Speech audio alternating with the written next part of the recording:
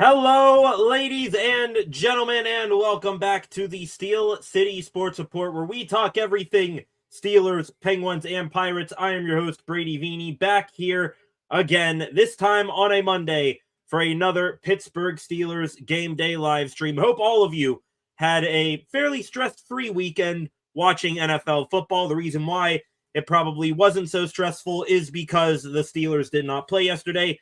But in reality, we only got an extra 24 hours of peace before our stress levels go through the roof once again watching this football team tonight. And here in a matter of moments, your Pittsburgh Steelers, currently leading the AFC North at 7-6, will be back in action at home, taking on the surging 6-7 Miami Dolphins. This is a humongous matchup here tonight between these two teams with playoff implications hanging in the balance, but let's not get too ahead of ourselves here. We have a ton to talk about leading up to kickoff here tonight. Here in a few moments, we will go over the top storylines heading into this Monday Night Football clash. We will also go over some key matchups to look out for, inactives for both teams, and time permitting, my final predictions on what I think will go down in this game here tonight. But before we get into all that, as always, if you are new here, welcome to the live stream. Welcome to the channel. On your way in, if you have not done so already, please hit that subscribe button and turn on notifications so that you never miss a thing here on the channel. Again, up to 660 subscribers on the channel. Thank you to all of you who have subscribed up until this point. Also, leave a like on this live stream, share this live stream, leave a comment in the comment section, any thoughts, questions, or opinions that you may have on tonight's game or anything regarding Pittsburgh sports. Feel free to get those in the comment section throughout the evening. Also, go give the channel a follow at Steel City SR on Facebook, Instagram, and X. We are going to go to the comment section, I should say, to kick off the show. Flacco in the comment section again. Glad to have you back here this time on a Monday night for a Steelers game. Flacco riding along with me and the channel here as always. Like I said, we are going to get into some pregame news and notes heading into tonight's matchup between the Finns and the Lurs. Top stories heading into this one. My top story, I have a battle for playoff livelihood between these two teams. Who would have thought, going back about 2 months ago, that this game would have an influence on the playoff chances for both teams, to be quite honest with you. If you actually go back 2 months, that would have been about week 7, in the NFL. Heading into week 7, the Steelers comfortably 4-1 atop the AFC North, while the Dolphins, they were 1-5, still reeling from the loss of wide receiver Tyreek Hill for the season. Since then, they have changed pretty drastically.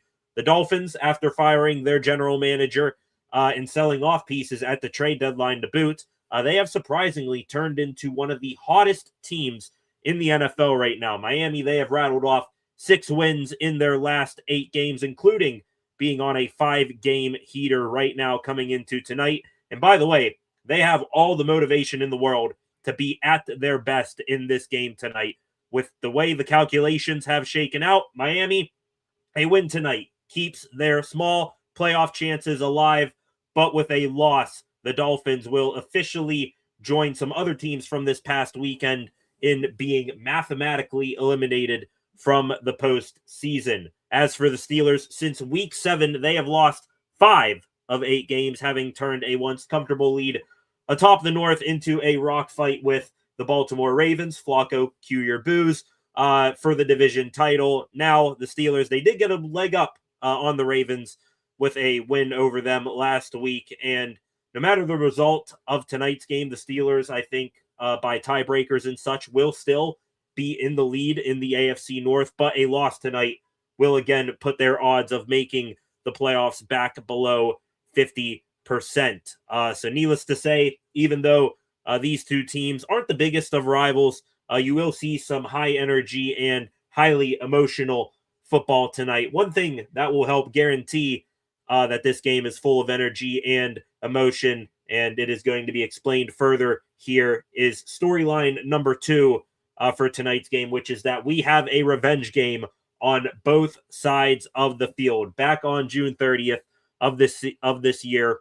We got one of the biggest trades of the NFL offseason. Not the biggest. I think that belongs to a certain trade between the Green Bay Packers and the Dallas Cowboys, but still a big one nonetheless. On that day, June 30th this year, the Pittsburgh Steelers, they traded three-time All-Pro safety Minkah Fitzpatrick to the Miami Dolphins in exchange for three-time All-Pro corner, now turned safety Jalen Ramsey, and tight end Jonnu Smith, plus there were a few draft pick swaps in there as well. The trade back then, I think it was viewed as a bit of a win for the Steelers, but overall, I think both of these DBs, they needed a change of scenery in a bad way. Fitzpatrick, he regressed over his last two seasons in Pittsburgh and was starting to be blamed for the many miscommunications that the Steelers secondary was having. Ramsey, though, he was frustrated in Miami, both with the losing on the field and with a couple of people off the field as well. Now tonight, both men with their new teams can exact revenge on their old organizations. Fitzpatrick, since going back down south, he has found a bit of his old form in Miami, moving all around the secondary, and you know he would love to have a old-time Minkah Fitzpatrick-like performance against the Steelers here tonight. Meanwhile, Ramsey, he is going to want to make a big impact, be the game wrecker of old that he used to be, and I'm sure he would like to stick it to, I think, one guy that he did not see eye to eye with down there in Tampa, that being his old head coach, Mike McDaniel. Cameras will be on these two men throughout tonight's game, and for good reason, too. They will surely be leading the charge for their respective teams in the energy department. And the final story heading into tonight's game, sticking with the defensive theme here, will the Steelers be able to overcome a shocking loss of one of their best players? Back on Wednesday this week, Steelers fans didn't really think anything of note or significance was going to be happening with their team. Mike Tomlin, Steelers head coach, gave the players the day off, with the game being played tonight on a Monday. But lo and behold, only the most impactful event on the Steelers this season took place. We found out Thursday afternoon that star outside linebacker TJ Watt was hospitalized Wednesday night heading into Thursday after experiencing lung discomfort at the team facility. Nobody really knew any details about what happened to Watt or his condition for about a solid, I'd say, 24 hours. There were many different reports out there, but you didn't know which was true until TJ's brother, JJ, he posted a day later that Watt underwent successful surgery to repair a partially collapsed lung after a dry needling session at the team's facility. TJ since thankfully has been discharged from the hospital and is now resting at home after this incident where malpractice or fault by team doctors for the Steelers, that is certainly being speculated. That incident, that partially collapsed lung, has knocked Watt out for tonight's game. So no TJ Watt here tonight. He joins a long list of Steelers defensive starters to miss this game here tonight. Two of note, hinting ahead here to the inactives portion of the pregame notes here. James Pierre, rookie defensive end Derek Harmon, those two players not playing here tonight. Deshaun Elliott, starting safety, who is on IR, he also still out, most likely for the season. Keeping a buck here, TJ Watt, he hasn't had the most dominant TJ-like season so far this year, but he still is a big component of the Steelers' defense, and now against a surging offense, the Steelers are going to need to make do without him here tonight. Keeping things optimistic, though, I do believe that the Steelers, they are better equipped than what they have been in the past to replace Watt from a personnel standpoint. Without him in the lineup tonight, I'm sure Nick Herbig, he will surely take over Watt's spot on the left edge of the D-line. I'm sure you'll get now more than occasional mix-in of Jack Sawyer as well, and Alex Highsmith, I think he's going to be on a solo mission on the other side of the D-line here tonight. However, we still can't ignore the fact that the Steelers, they have historically been terrible without TJ Watt, sporting a 1-10 record. That lone win without Watt in the lineup coming October of 2022. So it has been quite a while since the Steelers have been able to get a W without number 90 in the lineup. Will the Black and Gold continue their struggles without one of their leaders on defense tonight, or will they be able to overcome the loss of Watt in this one? That is just as big of a storyline as anything else here tonight. So those are the top storylines. Going to get into the key matchups for this game here in a second. Let's go back here real quick to the comments section. Got some more comments coming in from Flacco and Lance33 on cue. Flacco with his boo F the Ravens, as always. Lance33 in here. Welcome, Lance. What up? Shout out from Mon Valley 412, rocking the old school Minka colors. Yeah, was a tough decision for me. Do I want to go represent Minka? I still love Minka. I think most of Pittsburgh loves him too, and Minka loves us back. So I'll sport Minka tonight. Not in support of him and the Dolphins to get a win, but just show some love for a former Steeler here. Also, Lance33 in the comment section here. Any word on Warren, Harmon, and Washington status? We are going to get to that here in a moment, Lance. But first, let's get back into these key matchups here for tonight's game, and then I will get to the rest of your comments.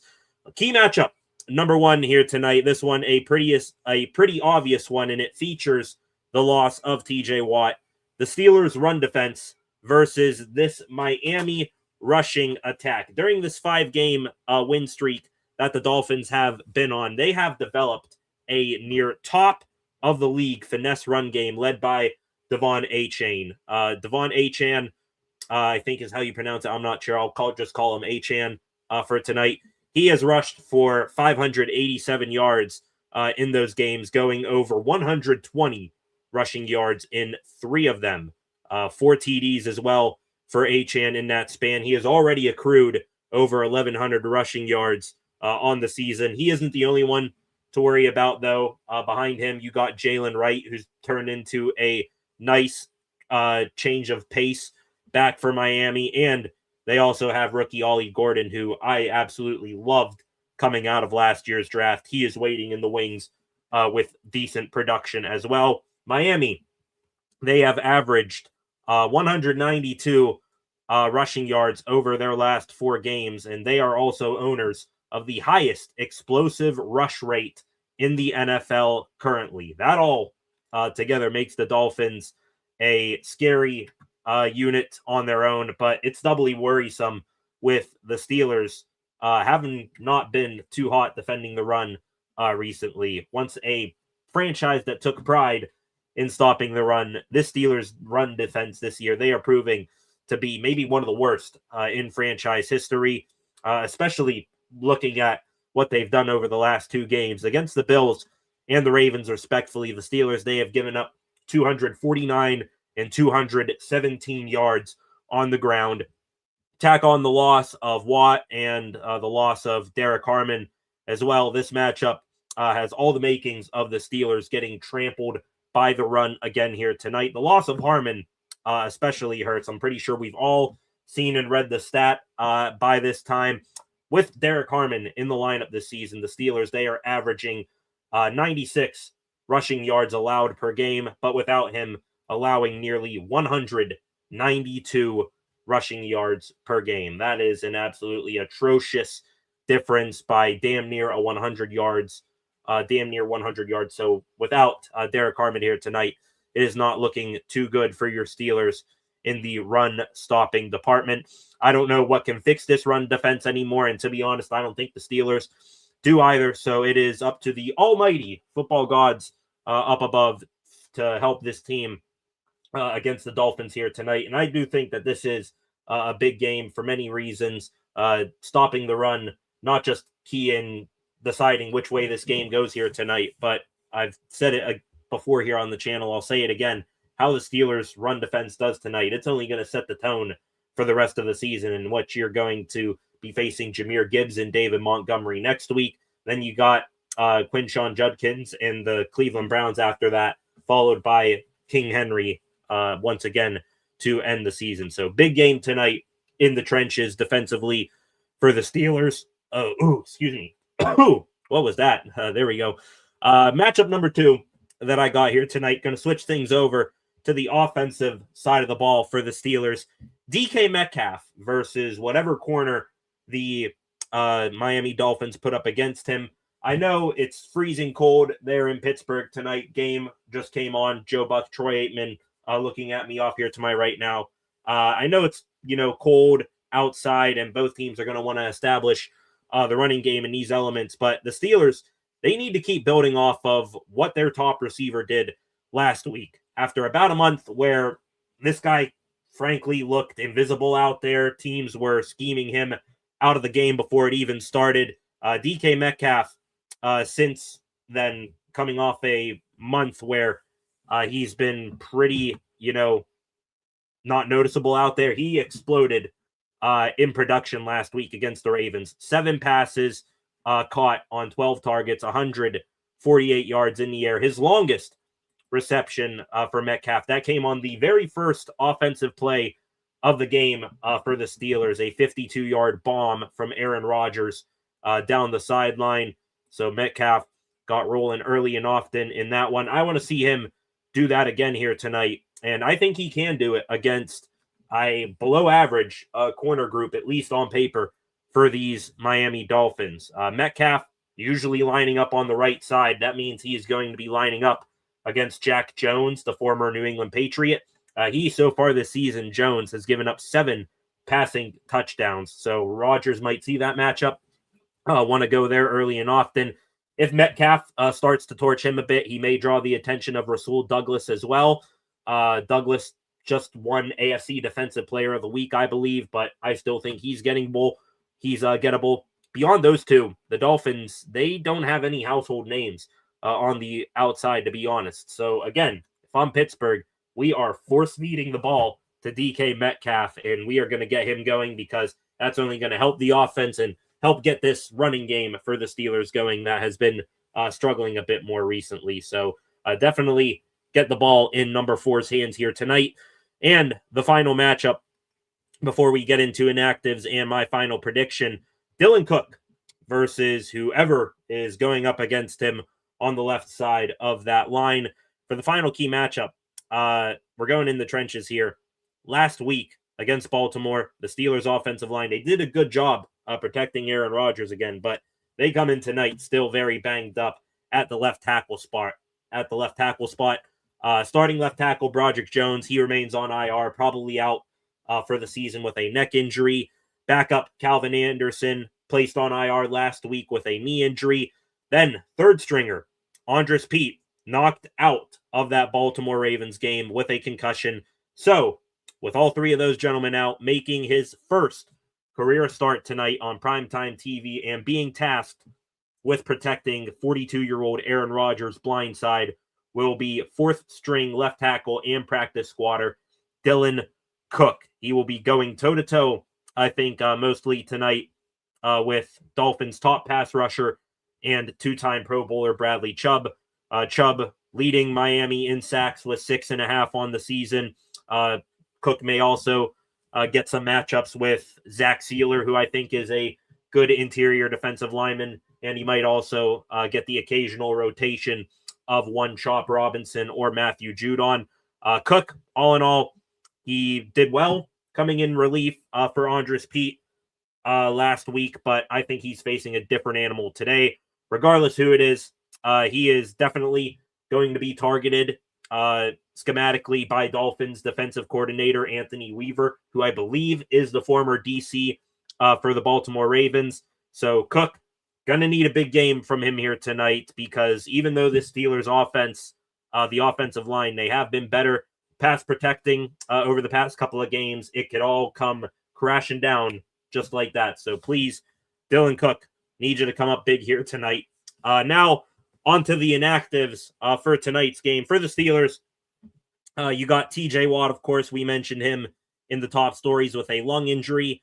We also mentioned Derek Harmon with a knee injury, 3rd straight game missed with him. He was optimistic to play here tonight, but that optimism apparently ran out pretty quickly. James Pierre Steelers, you can argue top corner Pierre Island. I know he is loved by many of you here on this channel. He is out tonight with a calf injury. Without Pierre, you got Asante Samuel Jr. He will make his first start for the black and gold here tonight. And ASJ, he will be one of 3 true outside corners active tonight for the Steelers. 3 corners, period. Excuse me. He will be one of 3 corners, period, active tonight for the Steelers. You got JPJ, Joey Porter Jr., and Brandon Eccles as well. So maybe look for Jalen Ramsey to slide down into a corner spot tonight in a pinch.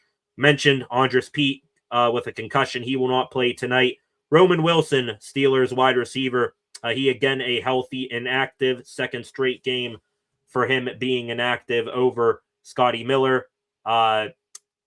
Will Howard, rookie QB. He is emergency QB3 here again tonight. And defensive tackle Broderick Martin Rhodes is a healthy inactive as well. Key names who were on the Steelers injury report this week that will play tonight. They include tight end Darnell Washington. He left last week's game with a concussion, but cleared protocol this week.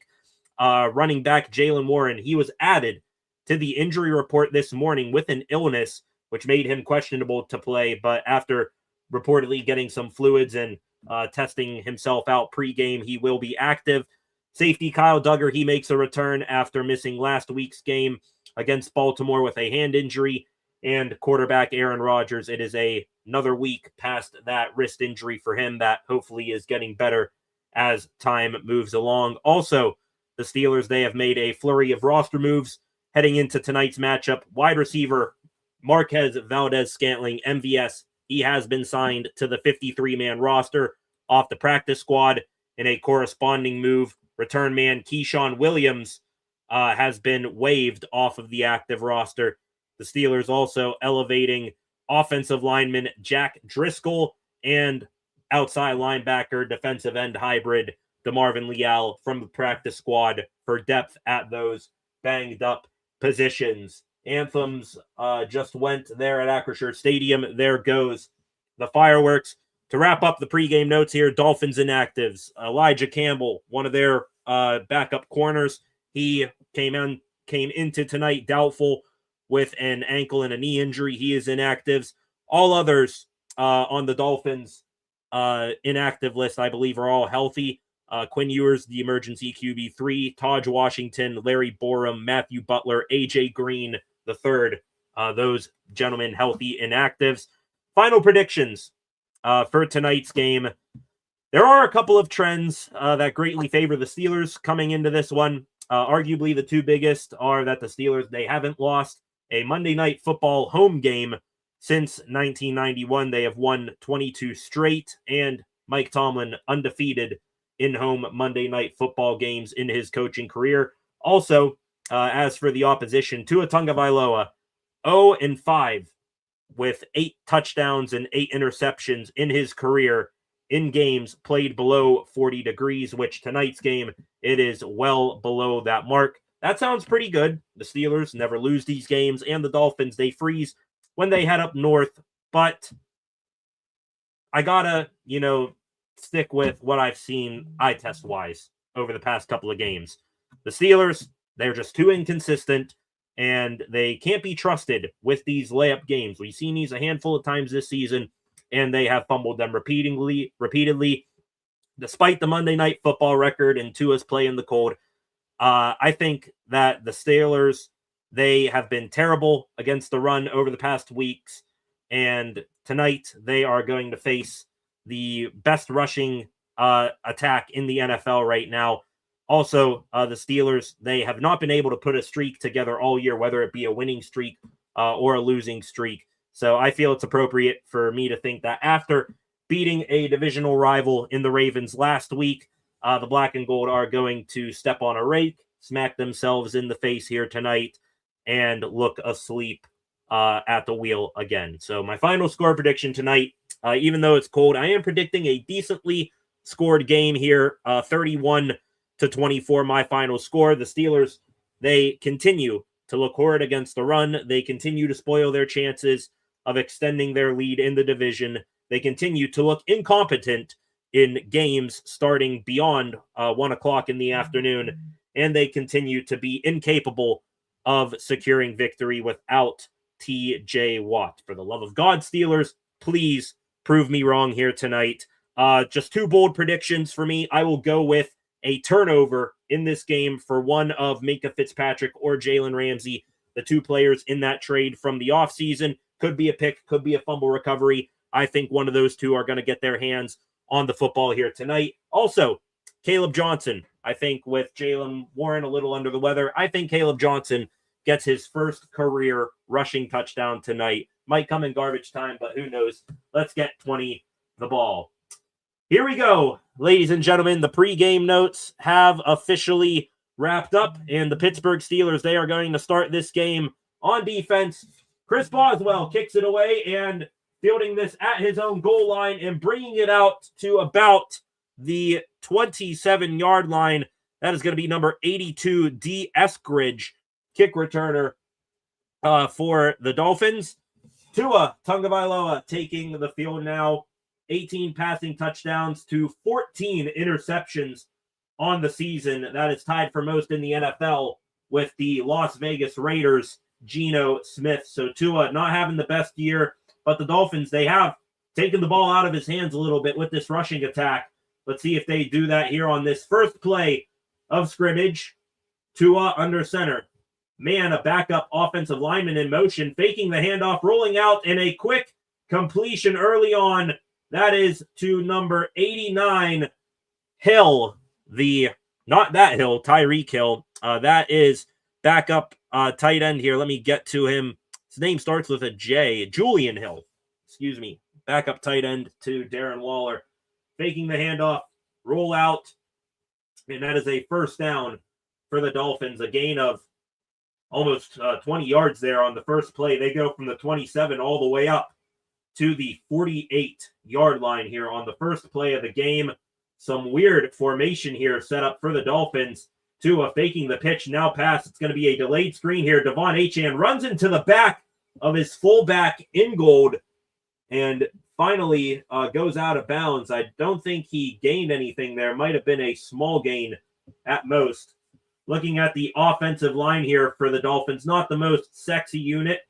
Cole Strange, I'm seeing there, former New England Patriot, first-round pick. Jonah Savaiania, a rookie there at left guard for them. Aaron Brewer, one of the best centers in football this season, number 55. He, the leader of this offensive group.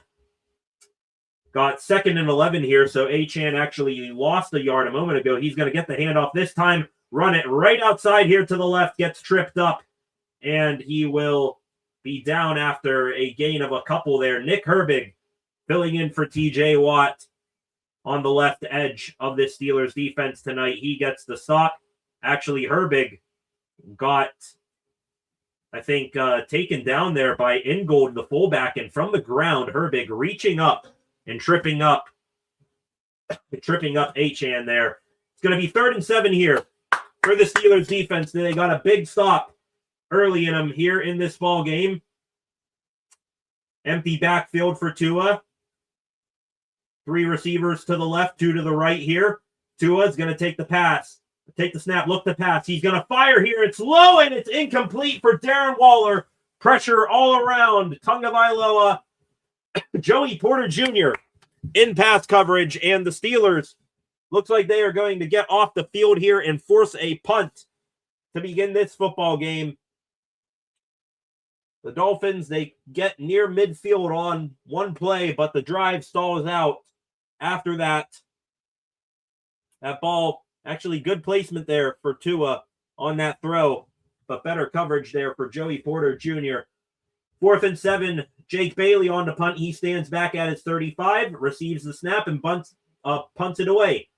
Calvin Austin here, he's going to fake the fair catch here, and Elijah Bonner, the backup corner and gunner there, he tried to keep that one out of the end zone, but on his attempt to swat it back out to about the 1, it hit the end zone, and that is going to be a touchback. So the Steelers offense, they are going to start this drive from their own 20-yard line.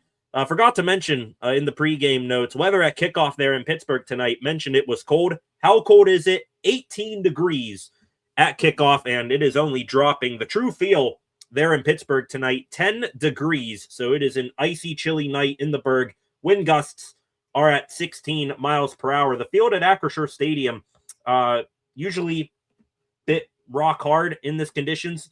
I do think it is actually in good shape. The Steelers, they practiced on it Saturday night. A couple other loose end notes here. I forgot to mention the Steelers tonight donning their color rush uniforms, the mostly black uniforms with the accented gold, and also the fan favorite gold end zones. They have made their return as well. Always so pretty to see those gold end zones at Acrisure Stadium. Just a moment ago on that drive, Cam Hayward, he officially became the new leader in most games started among defensive players in Steelers history. Congratulations to Captain Cam. Now, switching back to the offense here, they're about to come on the field here in a moment. If the Steelers do not score more than 7 first quarter points in this game here, in this first quarter tonight, they will set a new franchise record of such a streak without scoring more than 7 points at 64 games. Lastly, tonight, I assume at halftime, the Steelers, they will be honoring their 2026 Hall of Honor class. Includes 3 franchise legends, Joey Porter Jr., Marquise Pouncey, and of course, Love You 7, Ben Roethlisberger. All 3 men, they were officially inducted into the Steelers Hall of Honor last night at a ceremonial dinner. And prominent names, including Bill Cowher, former Steelers head coach, former Dolphins quarterback Dan Marino, and NFL Commissioner Roger Goodell. Those gentlemen, plus many more, in attendance for this game here tonight. Congratulations once again to PZ Sr., Joey Porter Sr. I think I said Joey Porter Jr. a moment ago. Joey Porter Sr., Marquise Pouncey, and Ben Roethlisberger. Congratulations to those men. Going to get back into the comment section here in a moment. You guys, the 14 of you in there, have been filling the comment section so far here this evening. Going to catch up on your comments here in a second, I promise. But before that, the Steelers, their first offensive play of the game, similar to the Dolphins, a designed rollout here off the fake for Aaron Rodgers, and he completes that pass for a couple-yard gain to Jonnu Smith, the former Dolphins tight end, traded along with Jalen Ramsey to Pittsburgh for Minkah Fitzpatrick in the offseason. Jonnu having a less than stellar, to say the least, season for the black and gold. He makes the reception there. Kenneth Gainwell in there. Expect to see a lot of Kenny G here tonight with Jalen Warren a little under the weather. Calvin Austin in motion here. Now he resets. Gainwell to Rodgers left here. Rodgers taking the snap. Handoff to Kenny G. Kenny up the right side here, and he is going to be tackled low there. Again, a small gain of maybe 2 yards there. Rasul Douglas, the former Green Bay Packer and Buffalo Bill, making the tackle there. Looking at the Steelers offense now as they pop that up at the bottom of the screen. Again, highlighted Dylan Cook at left tackle, making his first career start here tonight. Of course, you also see Adam Thielen in the starting lineup for the Steelers. Not out there yet, though, this game. I believe Marquez Valdez-Scantling lined up out wide here. Empty backfield for Aaron Rodgers. Dolphins, they rush 4. Rodgers to pass. Firing. It's going to be a check down here. Can Kenny G make a man miss? And no, he is going to be just short. Kenny Gainwell had to make a shifty move there on Jordan Brooks, having an outstanding year for the Dolphins at linebacker. Brooks made the tackle, and then Rasul Douglas at the end there, I think, came in to finish it off. Or no, that looks to be vice versa. Just about a half a yard short of the first down there for Gainwell, and the Steelers backed up at their own 30. They're not going to try to go for it here. Corliss Lateman gets the snap, punts this one away.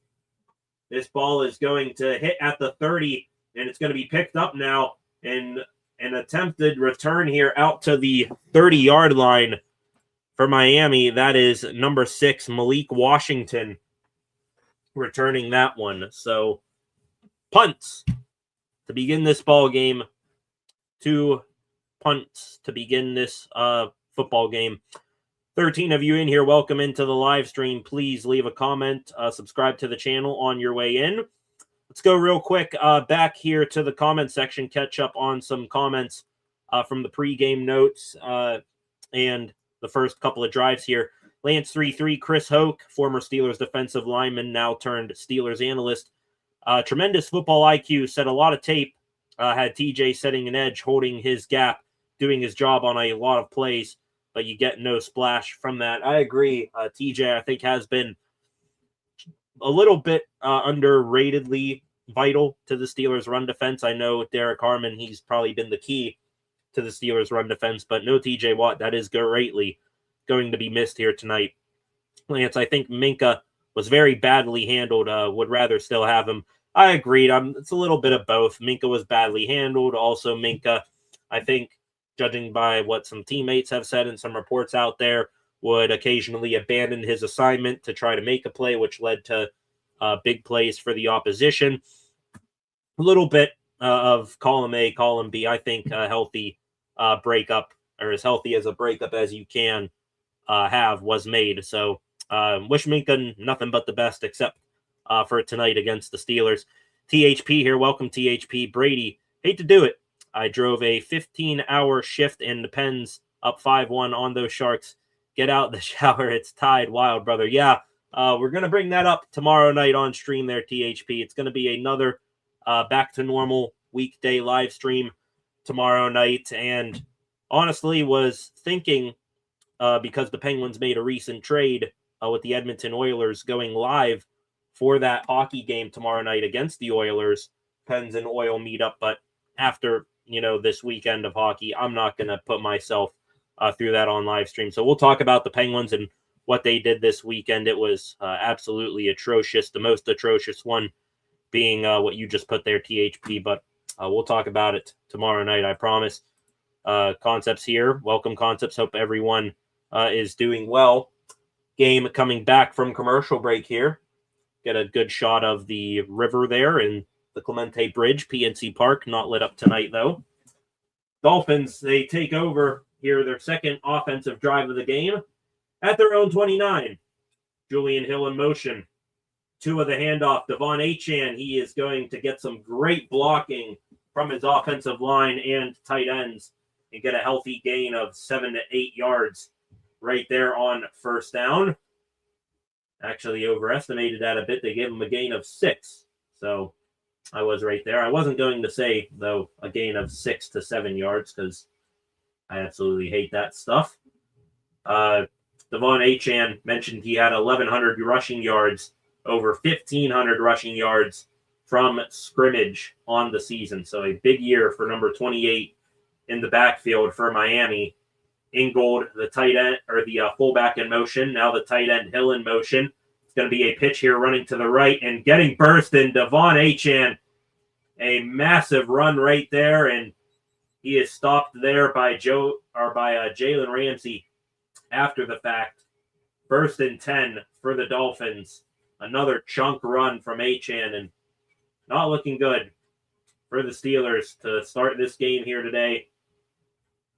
Lucky Jalen Ramsey was back there, because from the shot there that ESPN gave you, there wasn't anyone in the screen ahead of Achane upfield. Ramsey thankfully came in there at the end.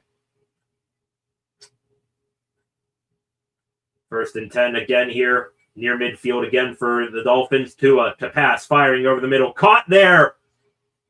And it is going to be an 11-yard gain and another first down. Jalen Waddle, the top wide receiver, not being talked about much heading into tonight's game with the Dolphins running game and the weather conditions, but he can still be a massive, massive game changer. A tackle again made there by Jalen Ramsey. Waddle, remember a time when he could have been a Steeler? The Steelers were making an offer for him. He stays in Miami, and continues to produce. Tua under center again, all the way up to the Steelers. 40 now are the Dolphins. Faking the handoff. Tua to pass. He's going to take a deep shot here down the left sideline. Is that picked? Hang on. It is intercepted. It is Asante Samuel Jr. His first start for the Steelers. He jumps in front of the wide receiver and picks it off. The Steelers defense making a big play.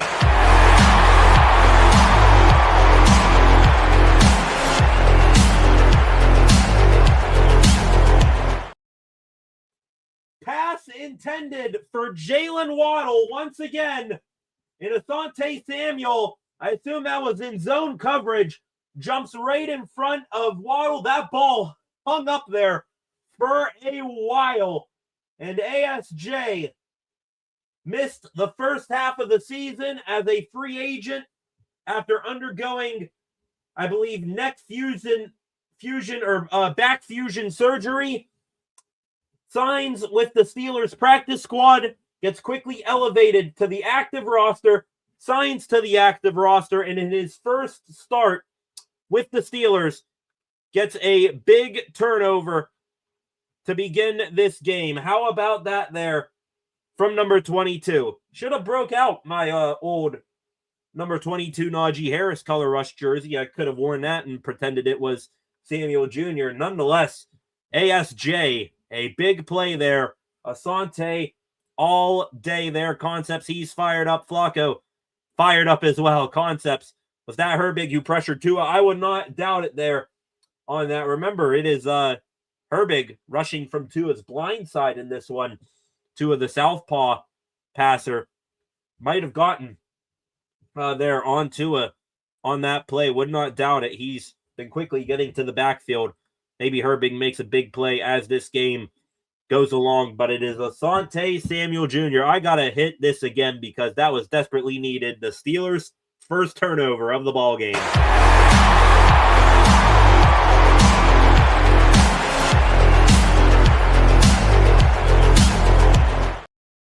How about it? ASJ. We will take that all day. Let's go. 19 of you in here right now. Please hit that subscribe button on your way in. Back to the comments section here. Thomas Dowdy, welcome back, Thomas. Glad to have you back. Malik got pressure. Not Herbig. That might have been a Malik Harrison. He's been coming downhill as that big thumper for the Steelers in recent games.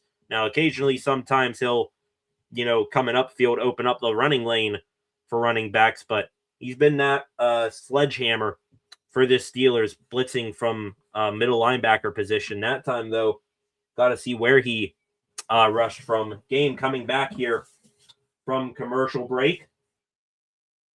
Steelers now at their own 19-yard line following the pick. They're going to start this drive once again. Rodgers under center, Adam Thielen in motion. Think that's Jalen Warren in the backfield. Going to see his first touch of the ball game here on a pitch toss here, running to the left, hurling a man. Oh, no, he fumbled it. Oh, my God. Please tell me he was down. Holy hell. Jalen Warren going airborne there. Was he touched? He had to have been touched. I don't see him jumping like that and losing his balance. As soon as he hits the ground, he's down by contact, but the ball popped free. It was recovered by Jordan Phillips, but ruled down by contact. That's a gain of about 6 for Warren. Warren again here after that play gets the ball again here, and he is going to plow his way forward for 3 yards. It's going to bring up 3rd and 1 here. So crisis averted there for the Steelers offense. Let's see what Warren can do again here. Tua Tagovailoa, that now his 15th interception of the season. Now most in the NFL, breaking that tie with Geno Smith. Kenneth Gainwell, the 3rd down back in here. Connor Hayward lining up under center. Tush push here. Hayward just made a check. Rodgers is standing in the backfield. Hayward now takes the snap, and he is going to push. Get a push in. Did he get it? Let's see where they mark it here. He might be short. Oh, no. They're going to hold him short. Oh, my God. Are you kidding me? Connor Hayward not getting it. The offense of the Steelers just standing out there on the field. They think they got it. It was close. They did not get it. So 3rd and 1 now turns into 4th and 1. And the Steelers, they are going to go for it again. My apologies. I think I thought a moment ago that was 4th and 1. Now they go for it on 4th and 1, and they get it that time handily. I totally overreacted to that. I automatically assume when the Steelers line up, push, that it's 4th and 1. So force a habit there. My apologies. They pick it up on 4th and 1 with that same sneak with Connor Hayward. It's now 1st and 10. Rodgers standing in the backfield, straight up aura farming as usual on that play. It's now 1st and 10 for the Steelers. New set of downs. Kenneth Gainwell still in the game. Darnell Washington might be our first look at him tonight in there out of concussion protocol. And Gainwell here is going to get a screen pass here out of the backfield, and it's going to go for no gain. The Dolphins sniffing that one out. Washington, one man tasked with blocking about 3 different guys there, was unable to do it. So that play a nothing burger for the Steelers. Melifonwu, the safety for the Dolphins, coming up making the tackle. 2nd and 10 now. Keep showing Anthony Weaver. Dolphins DC on the sideline. Empty backfield for Rodgers here. 3 receivers set wide to the left. Rodgers to pass here with time. Firing deep over the middle. He's got a man. That is D.K. Metcalf. Said it on the pregame notes. I'll say it again. Get the ball into number 4's hands. Get that big man rolling again. That is the Pittsburgh Steelers. 1st down right there. Good stuff. Good stuff there from the guys. Rodgers with time. Dolphins only rushed 4, beautifully blocked. And the patience from A-Rod waiting for Metcalf to find an opening in that zone coverage. Metcalf did it, and the Steelers for the first time tonight into Dolphins territory. It's going to be a handoff here. Jaylen Warren bouncing off of a couple of hits. Going to get a gain of about 5 or 6 yards again. We'll take that from number 30. Be appropriate for him to have a flu game here tonight. Isn't that, one of the more odder things in sports? When a player is sick, they also are, just so god-awful, or they turn into one of the greatest performances of all time. Hoping we get the ladder there for Jaylen Warren tonight. He stands in the backfield again here at the 50, dead center of that Steelers logo. Rodgers under center. Looks like we're going a similar formation of what they just ran a moment ago. And it's again a handoff to Jaylen Warren. Warren trying to make a man miss. He's tripped up by Jack Jones. Damn it. Warren broke that play to the outside. He tried to juke Jones out of his cleats. Jones got just enough of Warren's ankle to trip him up and take him down. If not, if Warren is able to get past Jones there, he is up the sideline for a big gain right there. They show the replay. Aaron Rodgers visibly upset at that one. Not sure what it is, though. 3rd and 3 for the Steelers. Rodgers takes the snap. Back to pass again. Fires a quick one. It's low and incomplete. Looking for Calvin Austin. That pass was pretty low from Rodgers, but also would have loved for Austin to maybe scoop that one off the turf. It's going to be 4th and 3 here, and again, the Steelers offense, they are showing no signs of going off the field here. They're going to go for it, or at least appear to go for it here. They might try to get the Dolphins to jump off sides. They snap it instead. Rodgers pass out here. Caught by Kenneth Gainwell on an out route. Got some yards after the fact. Steelers, they do pick up that 1st down. Outstanding stuff there from Kenny G. Marquez Valdez-Scantling there Runs a bit of a rub on Jack Jones. Kenneth Gainwell, no one covering him on the out route. That's an easy pickup right there for the Steelers. And Rodgers doing his signature point to the sideline, probably towards Arthur Smith there. New set of downs from the Miami 32. Kenneth Gainwell gets the handoff here. He stiff-armed Jack Jones heavily there, but was met shortly after by Bradley Chubb. That's a loss of 1 on the play. Double running back set there for the Steelers. It's now going to be 2nd and 11. See here who's in the huddle for the Steelers. They break it here.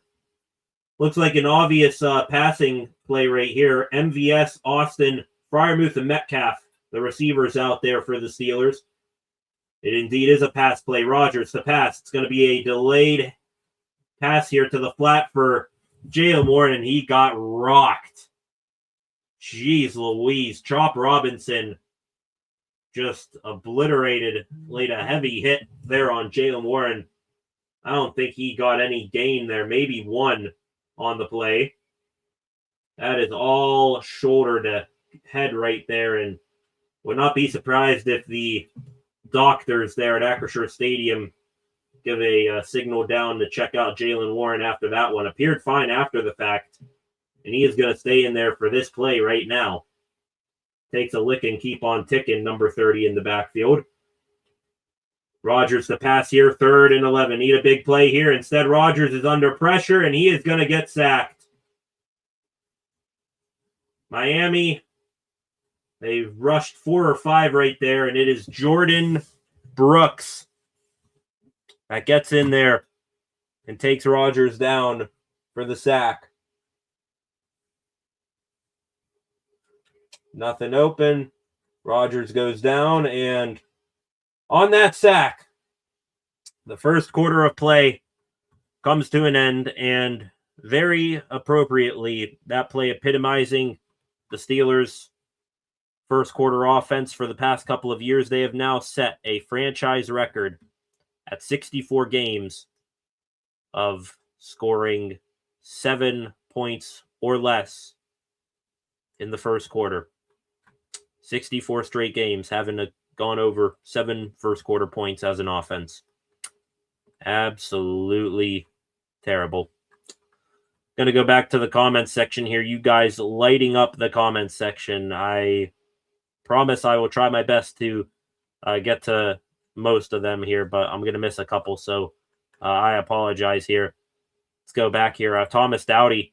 Could you imagine Darnell under center with Spencer pushing him from behind? Honestly, that might be the most intimidating thing. You might as well just put all defensive linemen on the field at that point if you're Miami to have a prayer at stopping that. Though, I wonder, seeing that play ran again, why is Rodgers, even still out there at that point? If he's just going to stand there, I'd rather have another guy out there, blocking or pushing or something there instead of just have Rodgers standing there. Go over, you guys reacting. Middle of the field. Middle of the field, yeah. Middle of the field. DK over middle of the field. Thomas in here again. Tomlin leaving nothing out there tonight. 2 fourth down conversions already. Yeah, that is like betting, on 20 when you're playing roulette there. Very old stuff there for Mike Tomlin. Never does that. Concepts here. Warren screwed over Rodgers. Back on backers. I got to see that play again. Definitely looked like, not all the blocking assignments were up to par there on that play.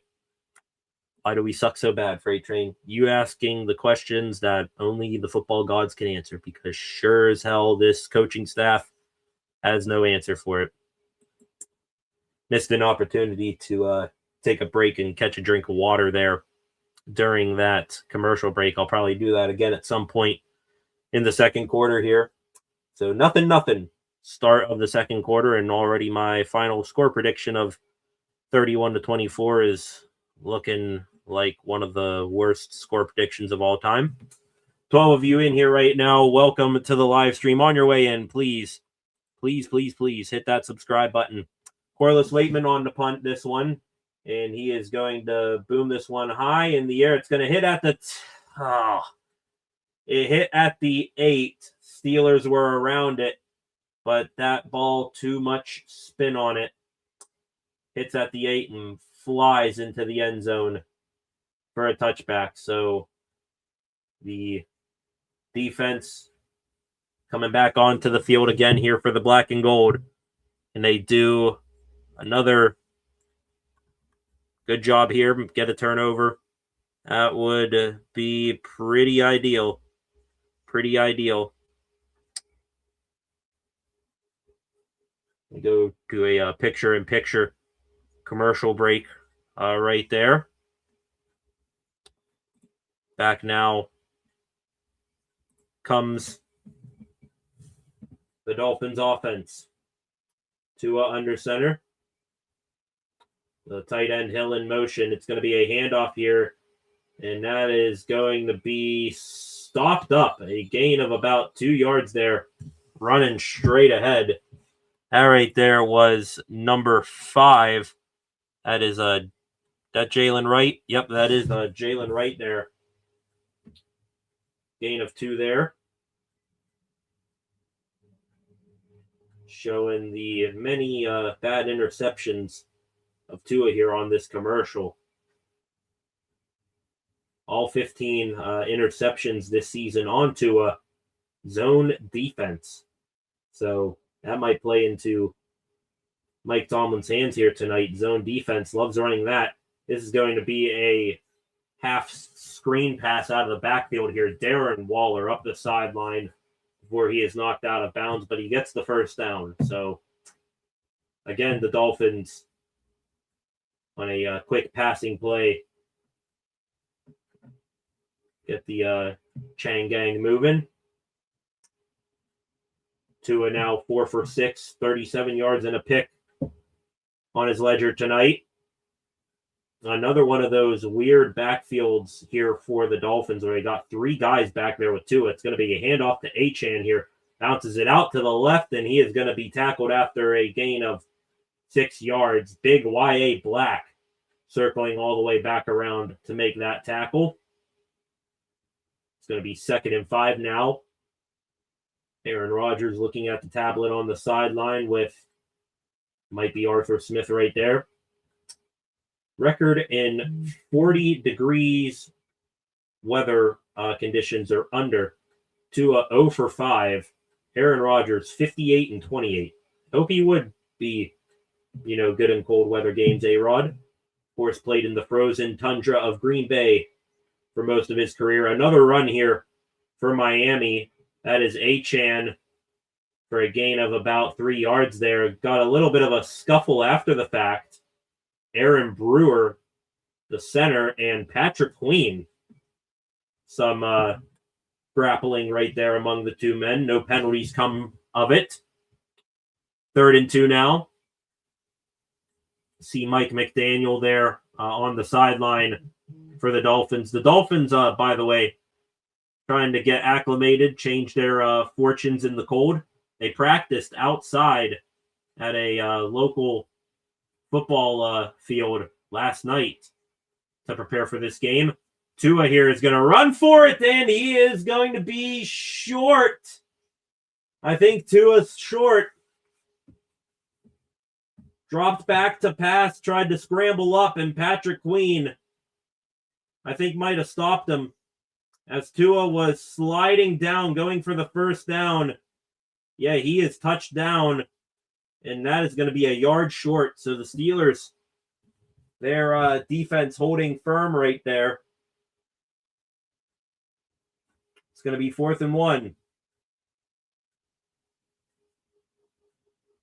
11:30 now left to play here in the second quarter. And the Dolphins here, we going to have a timeout here? No, they're just going to take the delay of game penalty. They are going to punt here. So the Dolphins punt again. Punt, and more punts. Who loves punting here? Lots of people love punting here. Calvin Austin, again, waits back here to receive this punt.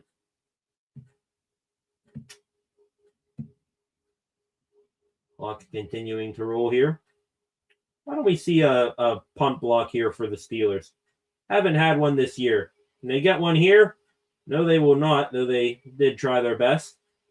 This punt here, it's going to be fielded. Oh, my God. No fair catch for Calvin Austin. Received it at, I think, the 29-yard line, and he, upon receiving that ball, clocked. That time it was number 46. That is backup corner Isaiah Johnson, who just destroyed Calvin Austin. A lot of hard hitting from the Dolphins. I'll give them that credit. They came to play. A lot of hard hits, all coming from them. Hopefully the Steelers can maybe respond here. How about some offense? Would love to have that. Offense is always a good idea here. All right, ladies and gentlemen, 10 of you in here right now. Subscribe on your way in. Nothing. After the first quarter, realized I got to change my header right now. It's on to quarter number 2. Going to take the break that I wanted to take for the end of the first quarter right now. So back here in a couple of moments. Do not go anywhere.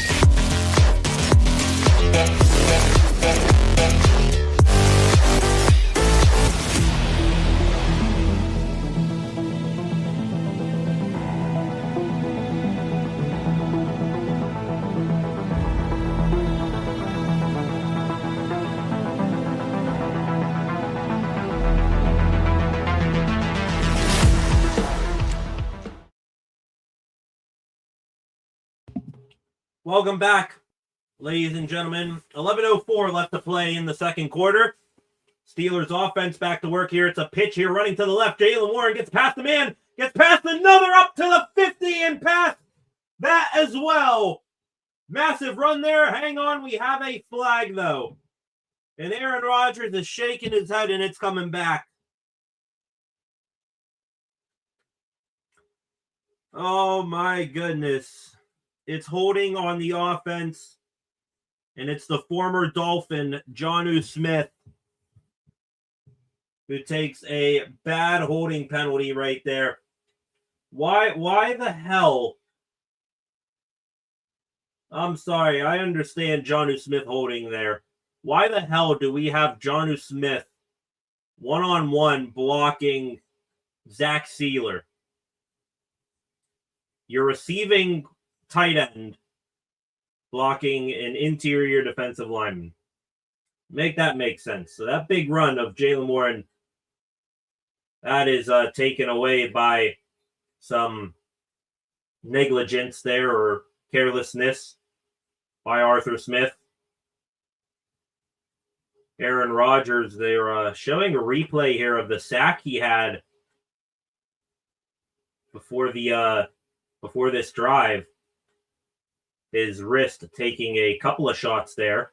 Rodgers here to pass again on 2nd and 13. There was a 7-yard pickup over the middle by Adam Thielen.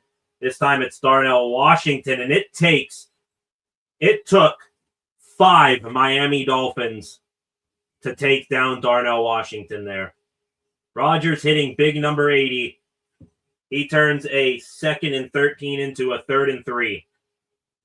And I see ESPN hasn't updated their graphic at all. They still show that he's 264 pounds.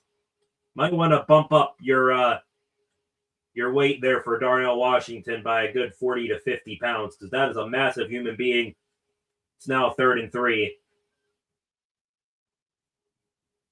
Kenneth Gainwell, the back here to Rodgers' left. Rodgers taking the snap, passing for a 3rd straight time. Rodgers pressure all around, and he's going to get wrapped up and slung down again. And it's Seiler. Just drew the penalty a couple of moments ago. Gets the sack here. 2 sacks of Aaron Rodgers now on the night, and the Steelers, they are going to punt again. Honestly, though, aside from the Tua interception, this is going to make for an easy first half recap tomorrow on live stream. You just said, yeah, Tua threw a pick this one time, but other than that, all punts. And speaking of punts, this punt from Corliss Waitman, it is not a pretty one. It will be downed at the 30-yard line, so not Waitman's best punt right there. Back here to the comment section, you guys getting your comments in here right now. Going to try to keep up with them as the night goes along. That is not a damn hold, it says Concepts. Was light, but, the look of it's going to get called all the time anyway. Block in the back over a hold there from Flacco. Welcome to the suck, it says Freight Train. Thomas Dowdy here. No, a very good game. Not a very good game for Corliss quite yet. Yeah, Corliss not having the best game, but elements, I'm sure they play a factor into that. Flacco here. Damn, this is trashy. I apologize for, not being the most enthused or energetic person at all. This is putting me to sleep in a hurry real quick. I'll tell you that much. Still trying to catch up on sleep from the weekend. Up 5 a.m. yesterday, shoveling snow here in western Pennsylvania. By the way, I just saw a funny meme there on Twitter a moment ago, where it's Aaron Rodgers doing one of his, are you kidding me type looks, and it says, when PennDOT hasn't plowed my street in 48 hours. Still here, where I live, some streets untouched. Snow just tampered down by tire tracks. Concepts here. Cam was held way worse and a no call. Keeping track of it as always, Concepts. I love it. Keeping track. You always make the notes. Bring those back here tomorrow. I just, at this point, Concepts, you might as well come with a full report. Put it in the comments section. On this time, this wasn't called and it should have been on this play. Something was called and it shouldn't have. Love that from you there, Concepts. Tom's here again. Yeah, you're probably right. It's like hitting a block of ice with the foot every time, I bet. Yeah, very icy. I mean, this game here, kudos to the people going out in it, because it is got to be an absolute ice bowl out there. I feel, especially the people in the upper bowl there, just becomes a wind tunnel with the wind off the rivers there. They have got to be freezing up there. Not very fun to watch anymore. Yeah, I agree with that there. So tired of this bogus play. It's preaching to the choir there, Freight Train. Preach it to the choir. Back here from commercial again. And back to work goes the Steelers defense against this Dolphins offense. Darren Waller motions. Achane the back. He gets the rock here. Achane running to the right. Finds a tiny bit of room, and he is taken down there after a gain of about 4 yards by Malik Harrison. They just showed an absolutely horrendous graphic a moment ago with Mike Tomlin and Mike McDaniel on some sleds The animation looks so terrible. That is some fever dream type stuff there. 2nd and 6 here for the Dolphins. Heavy set look for them. Tight end in motion. Faking the handoff. Tua now rolling out to the left here. Pump fakes. Looking for something. Now he is just going to fire it into his own sideline there. Incomplete. 3rd and 6. Alex Highsmith putting the pressure on him to get rid of that one. Double fake handoff there for Tua to his fullback and his running back, Achane. Nothing opened up. Might have been looking for his tight end, Dulcich there, but nothing came open. 3rd and 6 here. Big 3rd down again here for the Steelers defense. Are they unable? Are they able to get a stop here again? Both teams unable to convert a 3rd down yet here today. Steelers are 0 for 5. Dolphins 0 for 2. Tua to pass. Scrambling out here to the left. Fires downfield. It's caught. And now the Dolphins are 1 for 3. Into Steelers territory before he is wrapped up and slung down by Peyton Wilson. It is Devon Achane, the all-purpose running back. He does it all. Let's see where Achane goes here. Just makes a big half moon there. Leaks out of the backfield on a small wheel and then just comes across the field. Brandon Eccles eyes to the quarterback Tua there. Comes upfield just too much and Tua floats it right over the top of Eccles for the completion. 1st and 10 now for the Dolphins at the 41 in Steelers territory. Handoff here. It is going to be, I think that is Ollie Gordon. He is down there at about the 38-yard line. Achane comes back in. Another 4-yard gain for the Dolphins running backs. Jalen Waddle and Achane back into the game now. Tua here getting the play call in. This is one hell of a Steelers D-line right here. No Cam Hayward or Keanu Benton on the field.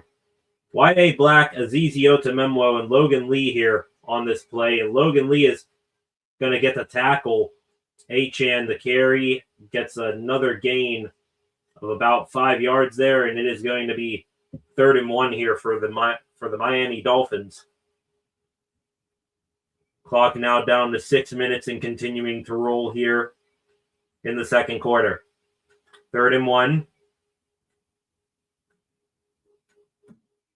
Steelers keeping that same D-line out there. Tells you about how banged up the Steelers are right now. A 5th-round rookie and 2 guys who have been healthy and active for most of this season out there for 3rd and 1. Tua, handoff. Ollie Gordon met in the backfield and dropped. As soon as he got the football, Patrick Queen there to make the stop. It is a loss of 2, maybe 3 yards on the play. And I think Ollie Gordon is down as well. Patrick Queen, the Steelers bringing the blitz there. Queen came through untouched, and Gordon trying to make a cut out of the way there. Might have twisted his ankle as well. Queen with the TFL. And I think Gordon is the one who's down here. And Gordon is walking mostly under his own power, hobbling off the field. 6th-round pick out of Oklahoma State. Loved his performance in college. Dolphins utilizing him, and he is hunched over again here. Let's take a look here, and maybe a bit of a crunch of his foot there. Thinking it's his left foot that might have gone a little dinged up there on the sideline now. Anyways, 4th and 5, and this is going to be a 54-yard attempt in the freezing cold here for Riley Patterson.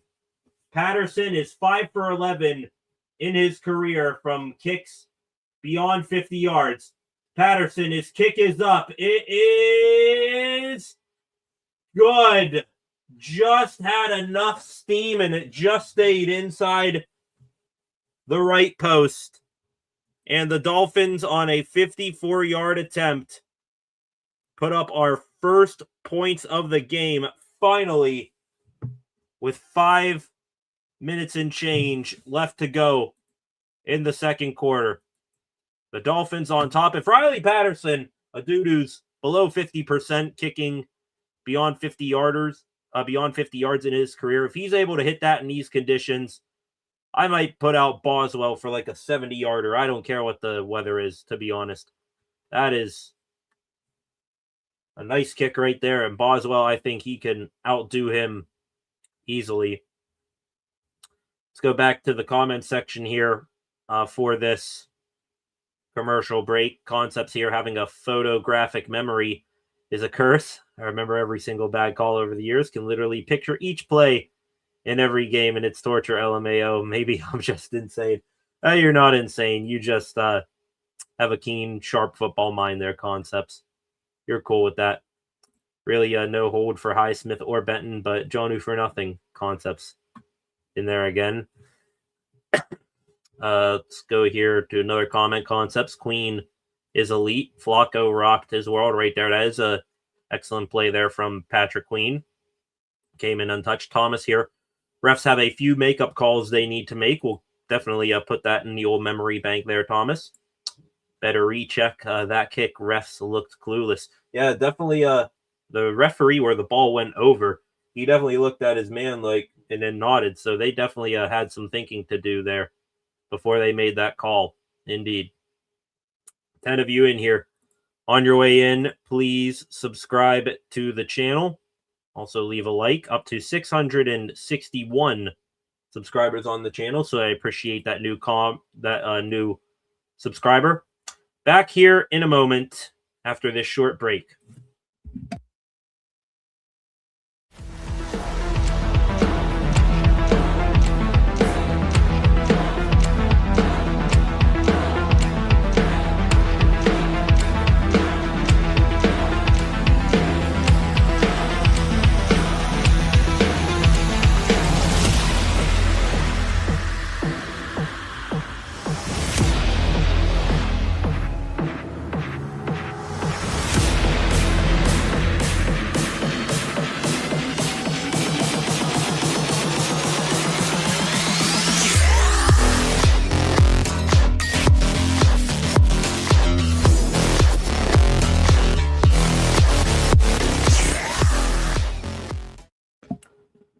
Back from commercial break after the field goal kickoff here from Riley Patterson. That is going to be a shank.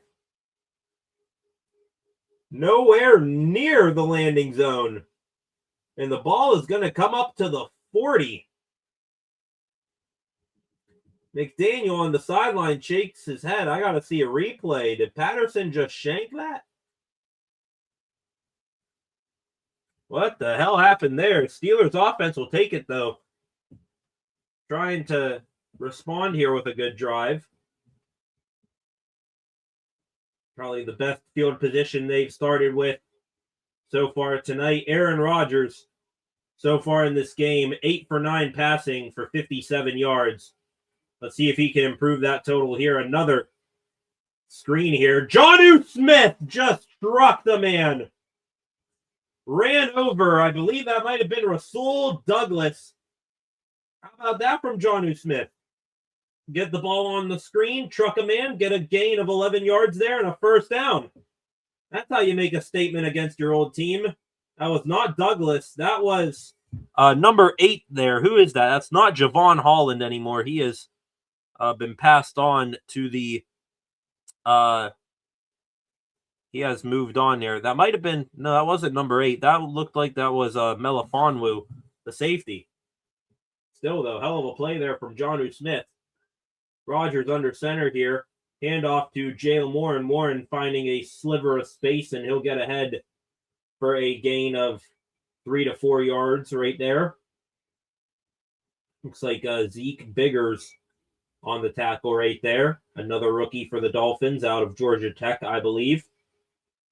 Sort of harkening back to my to my draft work from a couple of months ago. 2nd and 6. They show Minkah Fitzpatrick here. He is going to be lined up with the slot receiver here, Marquez Valdez-Scantling. Thielen in motion. Rodgers taking the snap. Rodgers to pass. Wide open. Darnell Washington out of bounds. Another first down for the Steelers. Washington, little chip block, comes out wide open, and Rodgers hit him for the easy first down pickup. Adam Thielen drawing some attention of multiple defensive backs, and that's how Washington came wide open right there. Looks like that was, I think that was Ashton Davis, starting safety, tried to go low on Washington. Washington just put him in the dirt. Another big man run there from number 80. Rodgers in an empty backfield to pass. Firing here towards the sideline. Caught Kenneth Gainwell, and he is going to lay the lumber. Jack Jones that time on the receiving end. And Gainwell, a first down pickup there. About 5 yards after the catch there.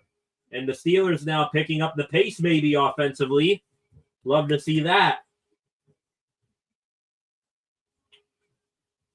Minkah Fitzpatrick, I think, was way deep there playing safety, trying to prevent the big play. Steelers just took what the Dolphins defense gave them and made the best of it right there. 1st and 10 here. Rodgers, while he was trying to get the play call in there to his offense, he's going to take a timeout. The Steelers, they are the first team to spend a timeout here in this one. They now have 2 more remaining here. 2:36 is where the clock stops here. 2-minute warning coming up here in a moment. Back to the comments here. Better recheck that kick. Maybe on the kickoff now you can put that as well, their concepts. T-Law, 6 touchdowns versus the Jets. Picked a good Sunday for me on one of my fantasy teams to randomly pick up Trevor Lawrence with Daniel Jones going down for the season and starting him. I think 6 total touchdowns, 5 passing touchdowns from Trevor Lawrence. Good stuff from him. Got a 1st and 10 here for the Steelers here. Adam Thielen out there again. Steelers at the Miami 24.5-yard line. Rodgers under center, taking the snap, pitch, running to the right. Kenneth Gainwell, can he find the edge? He barely does. Out of bounds. Going to get a gain of 2 to 3 yards right there. Made the most out of not a whole lot. Thomas Dowdy in here. Got to switch the game to my phone, boys. Got a pregnant girlfriend who has shows, and I don't want to be knocked out like Queen did to that running back. Smart move there, Thomas. Smart move. Just let her do her thing. Hopefully I'm able to continue to keep you entertained here, Thomas. 2nd and 6. Actually, a gain of 4 on the play. My estimation, a little under right there. And now, as the Steelers line up here to run another play, the 2-minute warning is hit. So, 2 minutes left to play. The Steelers, I believe they are just outside the red zone here, so they hopefully will be able to respond with points here, preferably with a touchdown. And they do get the ball back, right? Remembering that, they do get the ball back on offense to start the second half. Please do not put us through that situation again. We're heading there, aren't they? We're heading to the same sadistic situation we've been in for a while. Steelers up by a score at halftime, and then you risk the opposition coming out in the second half and absolutely destroying things. They're going to do it again to us, aren't they? They certainly are. We need this touchdown, says Flacco. Indeed, we do. In a big, big way. See here. We got anything on Twitter. Has anybody been up to... Has anybody been injured at all? Do we have any sort of updates? Seeing lots of people on Twitter just reacting. Points. Yeah, we got points. That is an amazing development. seeing a video here. Quick interaction between Minkah Fitzpatrick and Mike Tomlin before the game. A handshake and a helmet tap there from Tomlin. Nothing too crazy right there. I think, the relationship with Tomlin and Fitzpatrick might have deteriorated a little bit down the stretch of his Steelers career, but I think, they're able to not completely burn that bridge there. Let's look here. The Dolphins, they right now hold the record for most consecutive losses in sub 40 degree weather at 13. That is since 2000, including playoffs, is where they put up that chart on Thursday Night Football. The Browns had a streak of 11 losses in a row from 2012 to 2016. The Lions 12 from 1999 to 2013, and then the Dolphins from 2016 to today, 13 losses straight in below 40 degree weather. Hopefully we make that 14 here tonight. Steelers could take another step that way here. They're able to punch this into the end zone. 2nd and 6, Rodgers. It's going to be a delayed screen set up here for Kenneth Gainwell, and some decent blocking there by, I think, the trio of Dylan Cook, Mason McCormick, and Zach Frazier there. Lots of bodies in the backfield there, but the Steelers still managed to get 5 yards. It's going to be 3rd and 1. Looks like we got a clock stoppage here with 1:49, and it is Miami taking their first time out. So that is what that is about. Look there, beautiful Acrisure Stadium here tonight with those gold end zones. Had a couple of awesome shots of downtown Pittsburgh in this one. One of the most beautiful cities in the world, in my opinion. Got a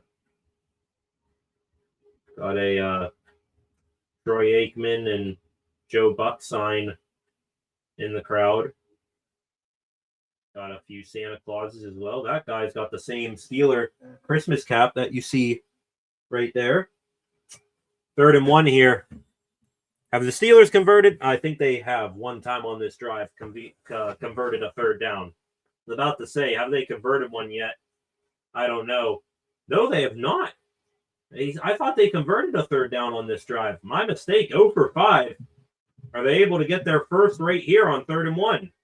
Rodgers under center. Jalen Moore in the back. Another pitch. Running to the right. And Warren, he didn't get there. Steelers now 0-6 on 3rd down conversions tonight. 4th and 1. Mike Tomlin, I think he is standing right on that line to gain, asking if he got it. And that is Rasul Douglas. And how about Minkah Fitzpatrick making the stop right there? From the angle they're showing right now, you cannot see a single cell of Jalen Warren. He has just disappeared behind many of those massive bodies. It's 4th and 1 now. And the Steelers offense, they're going to go for it again. Maybe try to get the Dolphins to jump off sides as well. 4th and 1. Do they go tush push here? You wonder. Let's see here. They line up for it. Tush push. And they got it. They picked it up. I think that Connor Hayward got it on the initial push. Definitely got it on the second. The Dolphins, they are pointing like they had the ball. I think Hayward's forward progress was stopped. Yeah, they're going to call it a 1st down here. Yeah, Hayward gets it there. Forward progress is stopped there. Minkah Fitzpatrick at the end rips it out. But that is well after the whistle. So the Dolphins trying their best to think they had a turnover. Miami now, they just spent the last of their timeouts. So 3 straight plays. The Dolphins spend all of their timeouts with 128. I assume that is Mike McDaniel thinking, hey, they're probably going to score a touchdown here anyway, so might as well leave as much time as possible for my offense. Let's go back here to the comments section. Guys, right here. Concepts, so glad we signed Kenny G. Always liked him with the Eagles. You liked him with the Eagles. I think the Steelers, most importantly, liked him with the Eagles. They always have this fascination of picking up guys that always play well against them, and Gainwell certainly fit that bill. Rodgers here, 1st and 10, faking the handoff with time. Rodgers back to Gainwell in the backfield. Can Kenny G get to the end zone? No, he's not. He's going to be about 3 yards short, but that is a Pittsburgh Steelers first down, and they are 1st and goal from about the 3, maybe the 4-yard line. Rodgers, a designed rollout off the fake handoff. Gainwell becomes uncovered, and Rodgers gets it to him. Again, just taking what the defense gives you, and that time Gainwell was able to get the ball down to the 3. No, that's a terrible spot. They put him at the 4. The replay there showed he might have even have been at the 2, but at the 4 here, Gainwell, he is going to stiff arm a man, and somehow, oh no. Please be all right. Please be all right. Show me Kenneth Gainwell up and walking.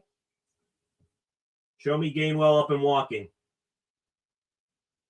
Kenny G got a pitch there. Got a face mask flag here on, I believe that's Jordan Brooks. So a face mask here is coming up.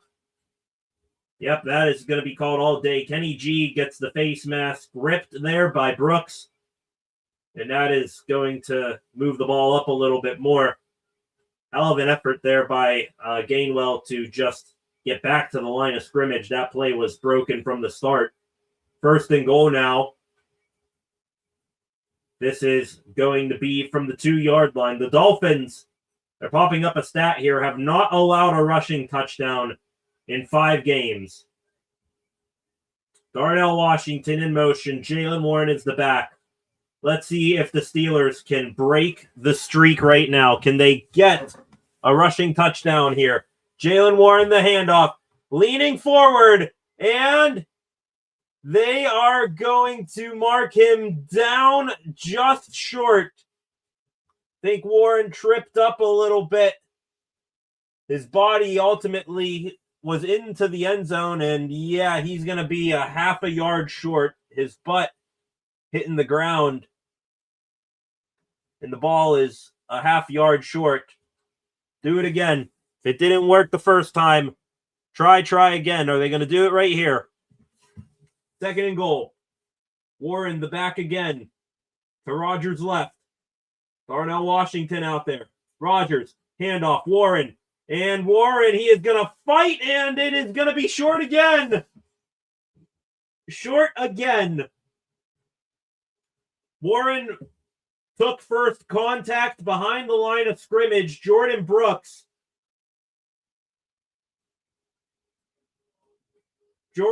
Wrapping up Jaylen Warren at the legs. Warren tried to lean his way backwards to the end zone, but was held out there as well. And now the Steelers burn the 2nd timeout they have. It's going to be 3rd and goal again from the half-yard line. Rodgers giving one of his, little head nods like, come on here. They put it on the ground again? Ball at the 1-foot line should be, says Concepts. I agree. I get running the clock, but our guys are getting cold and stiff. Talking about the defense there, Concepts. I mean, if you want to look at it from a positive light in that instance, there is 21 seconds on the clock here. So the defense, they might go out there for one play. Tush push here. Connor Hayward! Is he in? He is in! Ball came out at the end, but they are going to say Connor Hayward broke the play beforehand. The Steelers with the touchdown.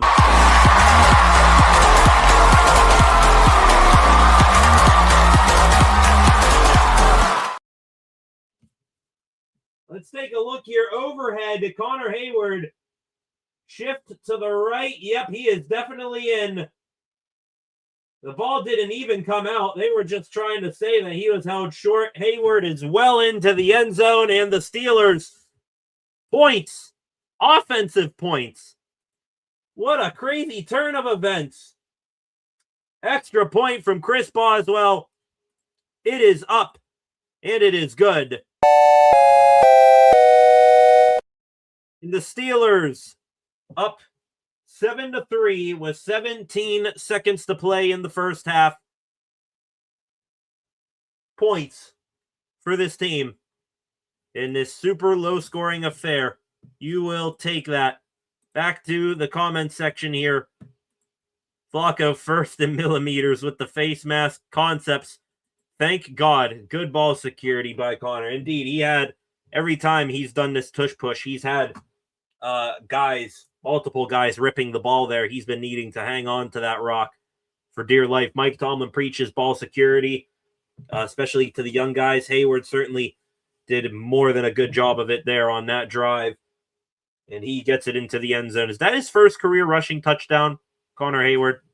I think that might be. I think he's only, just this year started doing those tush pushes there. So good stuff there from number 83. Going back to Twitter here, see if we have anything. The Steelers now 50. See, ESPN has a different graphic. 56 consecutive regular season games with 7 or fewer points in the first quarter, all under Mike Tomlin, tied for the longest streak by a head coach in NFL history. So they have a different stat than what I had. Still, though, setting a franchise record there for, all the wrong reasons.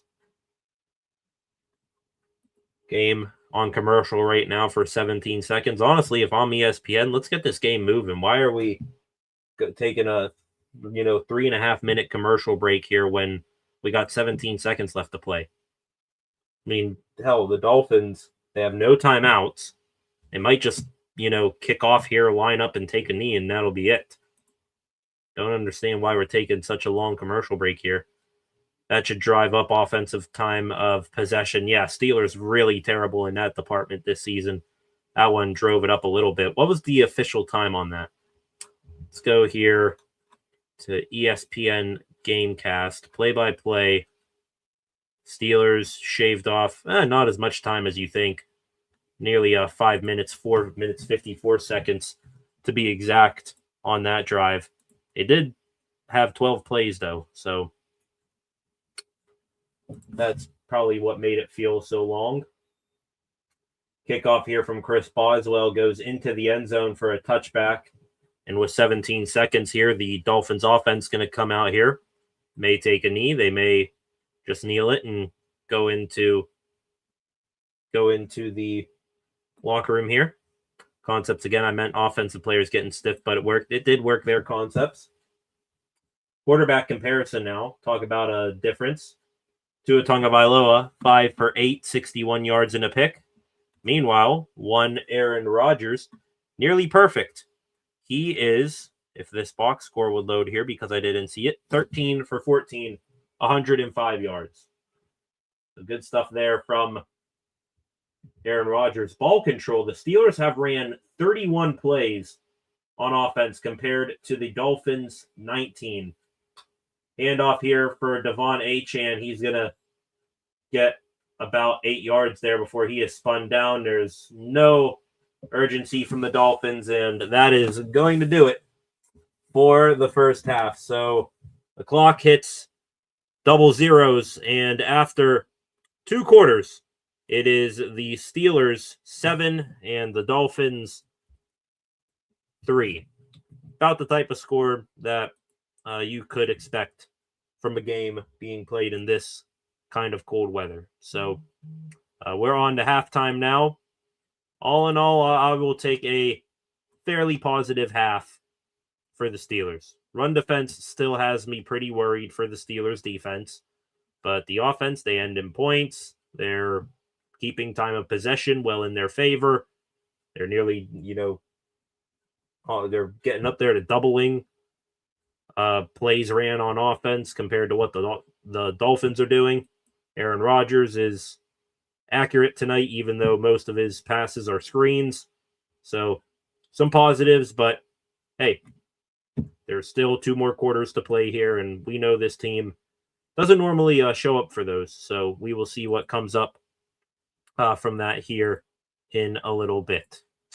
13 of you in here right now. Welcome to the live stream. On your way in, please subscribe to the channel, turn on notifications so that you never miss a thing here on the channel. Again, like this live stream, share this live stream, leave a comment in the comment section, your thoughts, opinions, reactions to the first half of play, and what you would like to see or what you predict will happen in the second half. So come on back with those. Going to take a little break for halftime. We'll be back just before the start of the third quarter. Stay where you are. Steelers up 7-3 at half.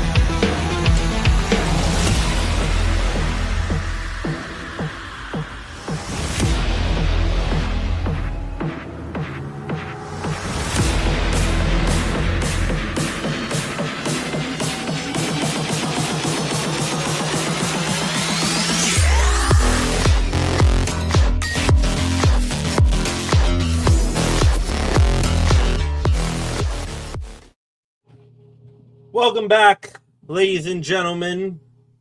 Steelers up 7-3 right now over the Miami Dolphins as third quarter of play is about to kick off here in a few moments. And I would be lying to you if I said this game was the slightest bit interesting. It has been a absolute boring slog offensively affair between these two teams. The first quarter, mainly all punts, minus a Tua Tagovailoa interception. Second quarter is when we got points. Riley Patterson for the Miami Dolphins able to just sneak in a 54-yard field goal. The Steelers responded by going on a 60-yard, 12-play touchdown drive. It was Connor Hayward on a tush-push sneak that got the ball across the goal line. So 7-3 is where we stand right now. Steelers going to start the ball on offense here to begin the second half. And honestly, tell me if we've been here before. Said it before half. I even said it, a couple of weeks ago that, entering the second half of play, up by a touchdown, it has been a curse for the Steelers. They have been up in a ton of these football games at halftime and have completely collapsed in the second half. Hopefully they're able to right that wrong here tonight and get this big win over the Miami Dolphins, continue to keep the Dolphins losing in 40-degree or lower weather. Quarterback comparison, Tua Tagovailoa, he has been not really a part of the Dolphins' game plan. 5 for 8 passing, 61 yards. He has 1 interception. Asante Samuel Jr. getting his first pick in the black and gold in his first start with the Steelers. Aaron Rodgers, he mainly, just doing some check downs and screen passes out to the flat, stuff like that. But still, though, 13 for 14 is A-Rod, 105 passing yards. Rushing the ball today, Devon Achane, he is as advertised for how good he is right now. 7 carries on 42 yards for Devon. 7 carries for 42 yards for Achane. Jaylen Warren, 8 carries for 20 yards. So the running backs doing their part in this one. Leading receiver for each team, Kenneth Gainwell, he has 6 receptions out of the backfield for 41 yards for Miami.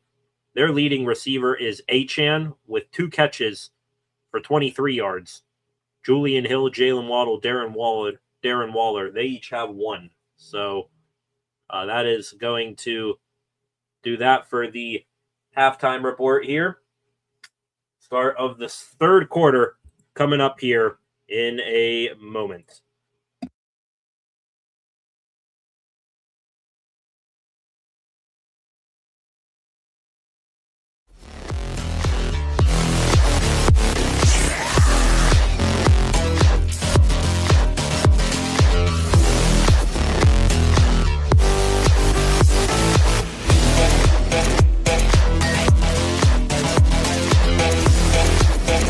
Ladies and gentlemen, my bad. I thought they were going back to commercial break, but here we got kickoff. Riley Patterson had a shank that set up the Steelers at the 40-yard line, boots this one away, fielded by Jaylen Warren, and he is going to bring it back out for a decent return, I think, to around the 30-yard line himself. Interesting, though. We got to see that for the first time tonight. I said pregame Steelers made a handful of roster moves, including signing MVS to the 53-man roster and waiving Keyshawn Williams. With Williams now gone, was wondering if they were going to put Jaylen Warren back on kickoff duty with Kenneth Gainwell. That return there from number 30 proves it right there. Concepts in the comments section coming back after halftime. Establish the run. Would love to see that from the Steelers. They're going to try it right now. Jaylen Warren, he is going to spin off of one-arm tackle, and it's going to take a pack of Dolphins to take him down right there. That's a gain of 6 yards right there. What is a group of Dolphins called? I'm probably, mistaken here. go with group of Dolphins. What are they called? They called a pod of Dolphins. Okay, a pod of Dolphins. It took a pod of Dolphins there to take Jaylen Warren down. 2nd and 4 now. Rodgers here, scanning the defense here. He's got Warren to his right here. Adam Thielen out there right now, lined up in the slot. Rodgers, handoff to Jaylen Warren. Warren is going to power his way forward again, and he is damn near going to get the first down. Needed 4 yards there, did Warren. He got about 3.5. So it's going to be 3rd and a couple of feet here. Steelers line up here. They're going to come to the line quickly here on 3rd and 1. Snapping it again, and Jaylen Warren again lowering his head. And needed about a foot. Ended up getting about 2.5 yards right there. That is going to move the sticks and give the Steelers their first down of the half. And it has been rough sailing for both teams here on 3rd down conversions here in this one today. The Steelers now 2 for 8 on 3rd down conversions in this football game. The Dolphins not much better at 1 and 4. Steelers just have double the sample size. Rodgers here, handoff. Kenneth Gainwell now in. Gainwell bounces off of contact. Gainwell at the sideline. The 40, the 30, knocked out of bounds by Minkah Fitzpatrick. Kenneth Gainwell, nothing open up the middle of the line. Bounces out to the right. Sheds off contact. DK Metcalf and Jack Jones, they are jawing at each other. But Gainwell bounces it out to the right. Bounces off of the attempted shoulder check of Ashton Davis. And it is a massive gain for number 14. Fitzpatrick again at the end of that run, stopping Gainwell from getting even further into Dolphins territory. That play will take the Steelers all the way down here to about the Dolphins' 23-yard line. Got Zach Frazier here. Rodgers under center. It's another handoff to Gainwell. Gainwell again stays on its feet. That's a gain of 3 yards. Jack Jones got to the backfield, tripped up Gainwell. Gainwell able to protect the ball, get his hand down to keep himself up, and keep on rolling. You'll take that 3-yard gain all day long. In concepts, they are doing exactly what you just put in the comment section a moment ago. 6 carries, I believe, trying to count them up here, in a row to begin this second half drive. Rodgers under center. MVS in motion at the top of the screen. Under center, Rodgers, and faking the handoff this time to Gainwell. Rodgers firing over the middle. Caught! And that is the Steeler touchdown! It is Marquez Valdez Scantling. His first Steeler touchdown. Rodgers to MVS. The Green Bay connection reuniting in the Steel City.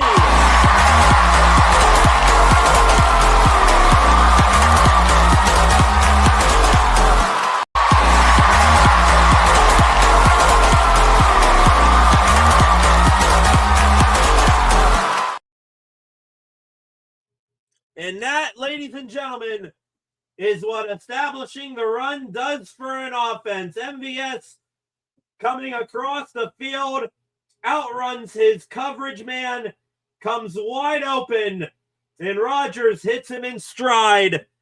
And the Steelers, with the extra point of Chris Boswell good, they extend their lead. It is 14-3. What the hell was that? They come out of halftime, guns a-blazing on offense. They established the run. It was run, and run some more until they finally were able to pass. The defense not ready for it. And A-Rod to MVS. Shades of their Green Bay days together. They connect here in Pittsburgh, and it is 14-3. To the comment section we go. It is lighting up right now. THP, LMAO, as I type, double check. LFG Steelers, MVS, discount double check.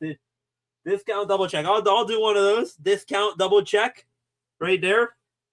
MVS TD, great to see. Awesome play. First day, signed this morning to the active roster, did MVS. Spent a couple of weeks on the practice squad, was elevated from the practice squad last week, signed to the 53-man today, and in his first true game on the Steelers roster, he gets into the end zone. His first touchdown in God knows how long. I don't think he had one in his previous stop earlier this season, but MVS and Rodgers rekindling that old connection that they had as Packers. They get on the board to begin the second half. Not much to complain about there. You probably could not have any of a better start right there. They established a run. They ran the ball, I think, 6 straight times there. And then what does establishing the run and pounding the rock do? It opens up the passing game. It's not that much of a complex football, even though Arthur Smith likes to make it that way sometime. But maybe, I guess, better, late than never here to wise up and say, hey, we should establish the run here to begin a quarter. Run. So 5 runs. My apologies. 5 runs. And then the 19-yard touchdown pass from Rodgers to MVS. That is now 14 of 15 on the day is Rodgers. 124 passing yards and a touchdown. That one just floated perfectly right to Valdez-Scantling on the money. There we go. Good stuff there from number 8. High fives his old, now back again, new Green Bay teammate. And this kickoff here from Chris Boswell. Now we know it's the wind. Now we know it's the wind and the cold conditions. Chris Boswell, his kickoff there, hits at about the 25-yard line, does not reach the landing zone. So the Dolphins, kind of like what they gave to the Steelers before halftime, the Steelers now give the Dolphins the gift of starting at the 40-yard line. Must be real bad kickoff conditions there. Even Chris Boswell is not going to hit the landing zone. Rodgers, that was his 524th passing touchdown, tied for 4th most in NFL history. I believe that is 4th most, not tied for 4th most. Dolphins looking for a response. Steelers defense has done well against them tonight, minus a little bit of the running game. Tua under center.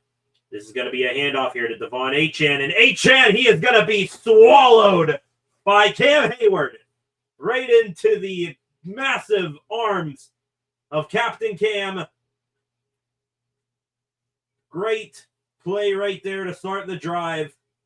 Hayward is popping up a stat here. I believe this is his 225th game as a Steeler. At his 2nd most in Steelers history. Told you the stat earlier tonight. Hayward now the most starts in Steelers history. Here tonight. 2nd and 10. No gain on the play for Achane. Tua taking the snap, looking to pass.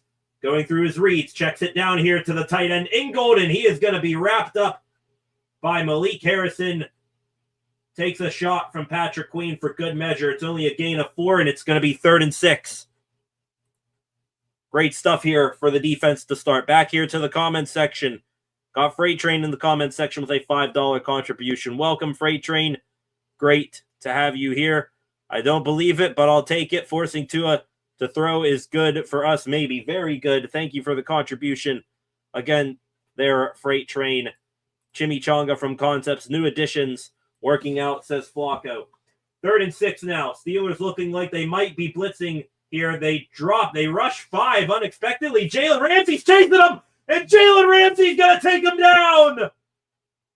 What a wild blitz there from the Steelers. They had 6 guys up near the line of scrimmage. They dropped 3 of those 6 back into coverage. Peyton Wilson and Jalen Ramsey, who were both at least 5 yards beyond the line of scrimmage. They're the blitzers, and Ramsey untouched, shot out of a cannon. Tua doesn't see him, and Ramsey blasts him.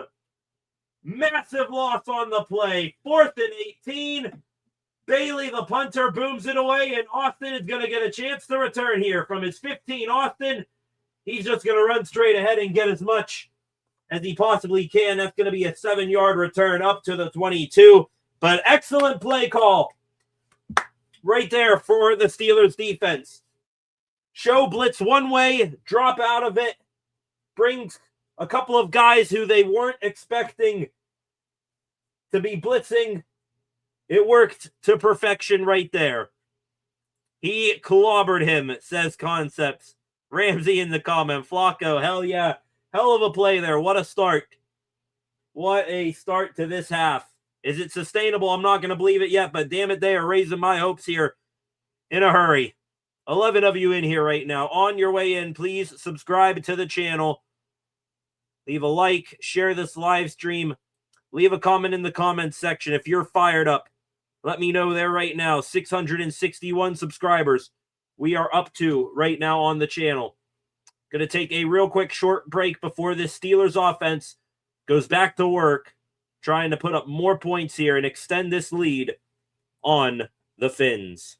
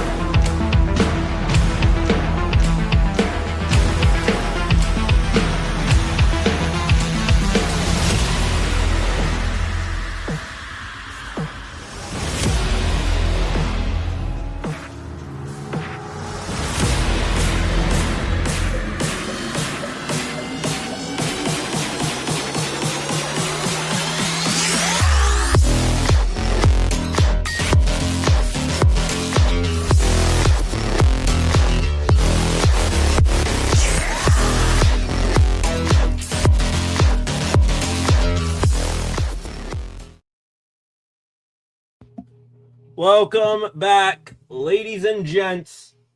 The Steelers with an impeccable start here to the second half of play. The Steelers offense, they start with the ball. They ran it until Aaron Rodgers hit MVS for the touchdown score. The Steelers offense now back to work right here. Their second drive of the half. Rodgers to pass, firing, caught over the middle, sidestep by DK Metcalf, and he is going to be down here, gain of 4 or 5 yards right there. Metcalf had Bradley Chubb spun out of his shoes there for a second, and then he ended up getting tripped up by Chubb after he made another cut. Steelers hurry up here to the line. It's going to be a screenplay set up here, and Darnell Washington, he is going to somersault over Jack Jones. That's going to be a gain of a couple here. It's quickly now 3rd and 3. Jack Jones celebrating there that he made that tackle.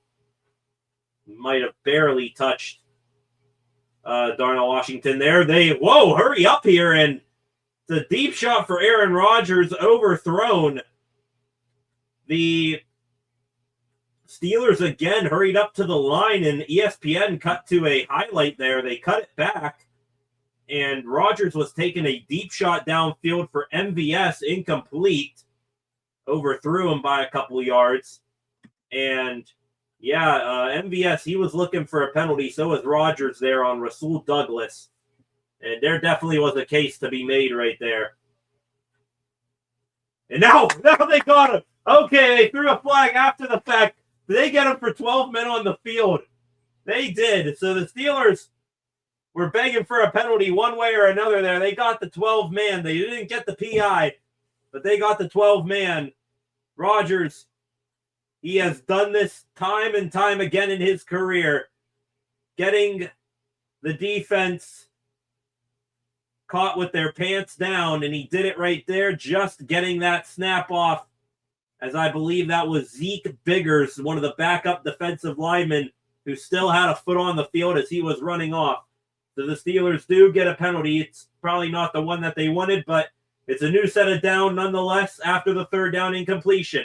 Rodgers, handoff, Kenneth Gainwell finding a hole. Great blocking there by the O-line, and Gainwell is going to be down up near the first down marker. It is 1st and 10. Unless they mark him a couple feet short here, we'll see. Down to 8 minutes and rolling here in the third quarter.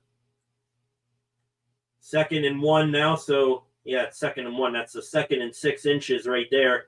Rodgers here, Gainwell to his left. Taking the snap, handoff, Gainwell again. Again, he sheds off contact. Gainwell just broke about 3 tackles right there. Got the first down and then some. That's going to be a gain of around 6 to 7 yards right there. Back to the comments section here. Concepts, of course. I'm with you on this one, Concepts. Blatant PI that they missed, but hey, catching them 12 men on the field, that'll work too. Again, the Steelers hurry up to the line here. Rodgers on a check down here to Kenneth Gainwell. He's going to get in the 4 to 5 yard range right there. Steelers offense moving quickly, showing some up-tempo offense here. I like it. Haven't seen this a whole lot from the Steelers this year. Again, Rodgers, he's going to snap it here maybe. No, now he comes up, makes an adjustment. Looks like the Dolphins might be playing some zone coverage right here. Rodgers with Gainwell to his left, 2 receivers to each side of the formation. Rodgers the pass, firing over the middle. Oh! Is that picked? No, it hit the ground. Thank God. I think Rodgers was looking for Pat Freiermuth on a slant upfield. Jordan Brooks read it, jumped in front. He had both hands on the football, but the ball popped out and rolled on the ground. Whew. My goodness, that would have been a major mistake right there, but thankfully the Steelers avoided it. Steelers 2 for 8 on third downs. They started the game 0 for 6, 2 for 2 since then. And with the play clock winding down here on this 3rd and 6, Rodgers is going to take a timeout. So it's going to be the Steelers' first timeout of the half with 2:39 left to go in the third. Freiermuth actually made a good move there on Brooks and then might have gotten held a bit as well. There's definitely a case that Freiermuth was held there. Rodgers was looking for it. No call. Rodgers might have gone completely irate if Brooks actually held on to that ball for the pick, but not this time around. Freight Train, love how I'm all excited. Finally, we have something to be happy about. So finally, we have action period in this game. That first quarter, or that first half, it was a little bit of a hell to go through, but hey, offense is picking up steam here. Let's go. A-Rod in the offense needs to put this away now. Pound it and point and PA. Here we go. Kenneth Gainwell motioning back into the backfield here with Rodgers on this 3rd and 6. Now lines up next to Troy Fautanu. Rodgers to pass wide open, middle of the field, and yards after the catch. Pat Freiermuth. The Dolphins, they dropped back into zone near the first down marker. Freiermuth found wide open space there in the middle of the field. That is an easy pickup there. I'm sorry. I'm not sure where the hell Minkah Fitzpatrick's running there. Minkah was lined up right in the middle of the field where Freiermuth caught that ball. And by the time Rodgers let go of it, Minkah was facing the end zone, still running back. So that is a miscue in coverage there by the former Steeler. Rogers here takes the snap. Gainwell is going to get the handoff running to the right here, and a rare negative play for the Steelers offense on this drive. Fitzpatrick right there making the tackle. Loss of a yard on the play. It's going to be 2nd and 11. Clock continuing to wind down here. Didn't mention this guy at all tonight yet, but I'm seeing showing the Dolphins defense there. Number 90, Kenneth Grant, first-round pick, just like Derek Harmon, who's not playing tonight. Jonnu Smith motions out wide here. Rogers, with Warren in the backfield with him, takes the snap, looking to pass. A-Rod, pocket collapsing around him. A-Rod moving all around, fires, and it is going to be incomplete. Freiermuth with a late break on the ball was stumbling a bit as well. Metcalf and Jack Jones again. They tangoing with each other a little bit after the play, but a referee in between them. Rogers moving all around there. Got rid of that. Just a little bit too wide there for Pat Freiermuth to make the catch. 3rd and 11 now. Steelers are in Boswell field goal range, though, but you would love to pick up the first here or most of it. Rogers makes his check, takes the snap, looking to pass. Dolphins rush 4, firing over the middle. Caught! DK Metcalf fighting through contact, staying on his feet and into the end zone. Oh my God! What a play! What a run after the catch by Metcalf. And the Steelers, they have taken a 21-3 lead.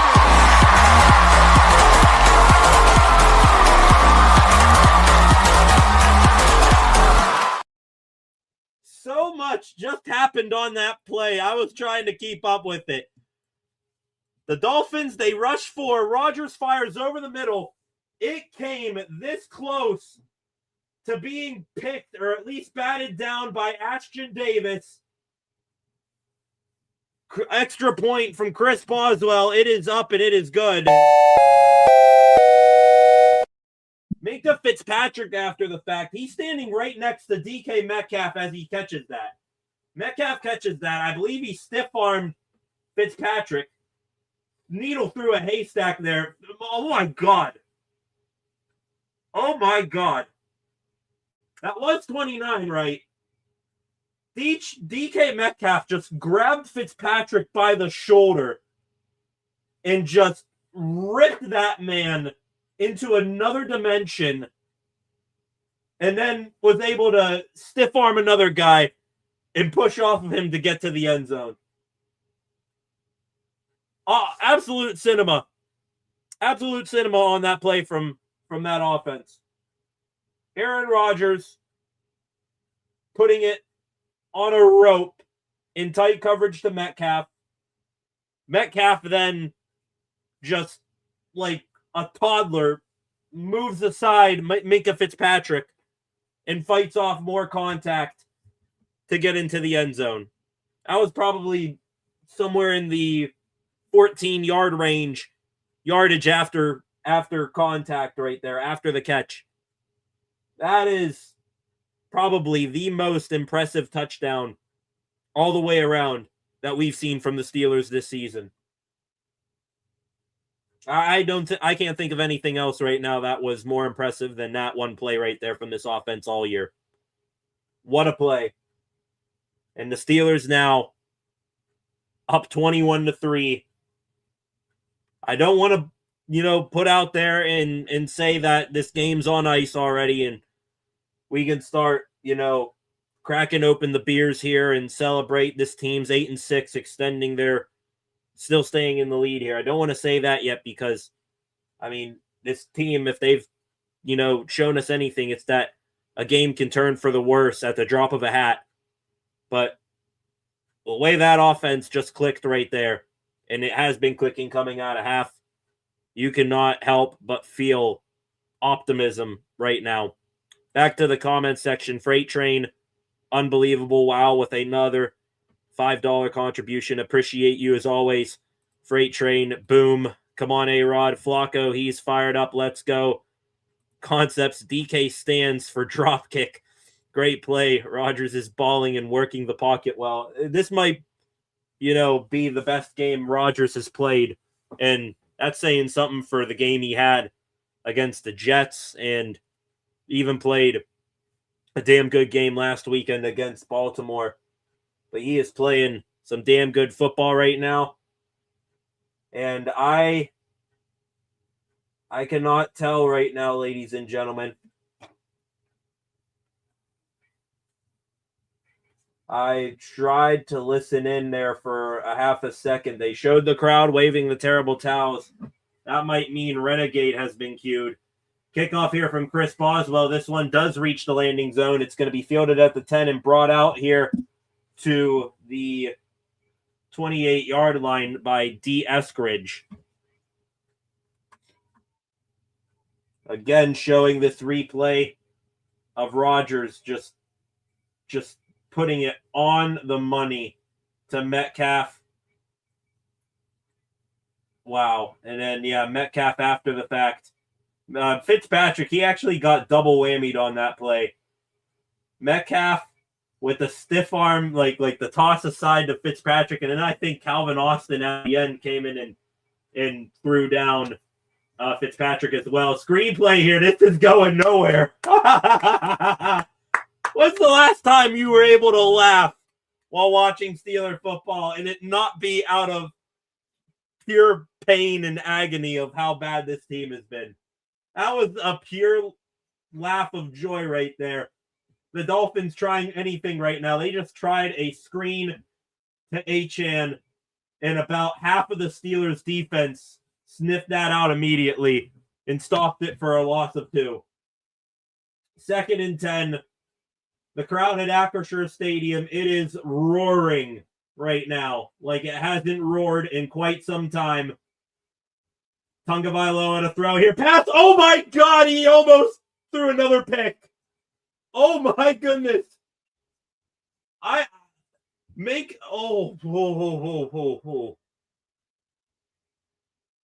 got to see who that was intended for. Tagovailoa, I think looking for Jalen Waddle, almost he threw that right at Alex Highsmith. I still have Minka getting bullied on my mind. He threw that right at Highsmith, and Schmitty could not hang on. 3rd and 12 now. Joey Porter Jr. telling the crowd to get even rowdier. Steelers, they rush 4. Tagovailoa at a pass with time. Now rolls out to the right. Still looking downfield. Tagovailoa, he's going to get snacked. He doesn't throw it away. Peyton Wilson, Alex Highsmith, they bring him down. It's another 3rd down sack for the black and gold. And that is going to bring up 4th and 22. What's the meme with Michael Jordan with the trophy? He's holding it right here. I used to pray for times like this. We used to pray for this version of the Steelers to show up through 15 weeks of the season. And they look like they may be finally showing up. Kick return here from Calvin Austin. He's running to the left there. And he is going to maybe get a gain of 5 yards there on the return. Ran about 20 yards there to gain 5. And we got a flag down, though. The camera just panned to Ben Skoranek. Are they going to get him for a holding here on the return?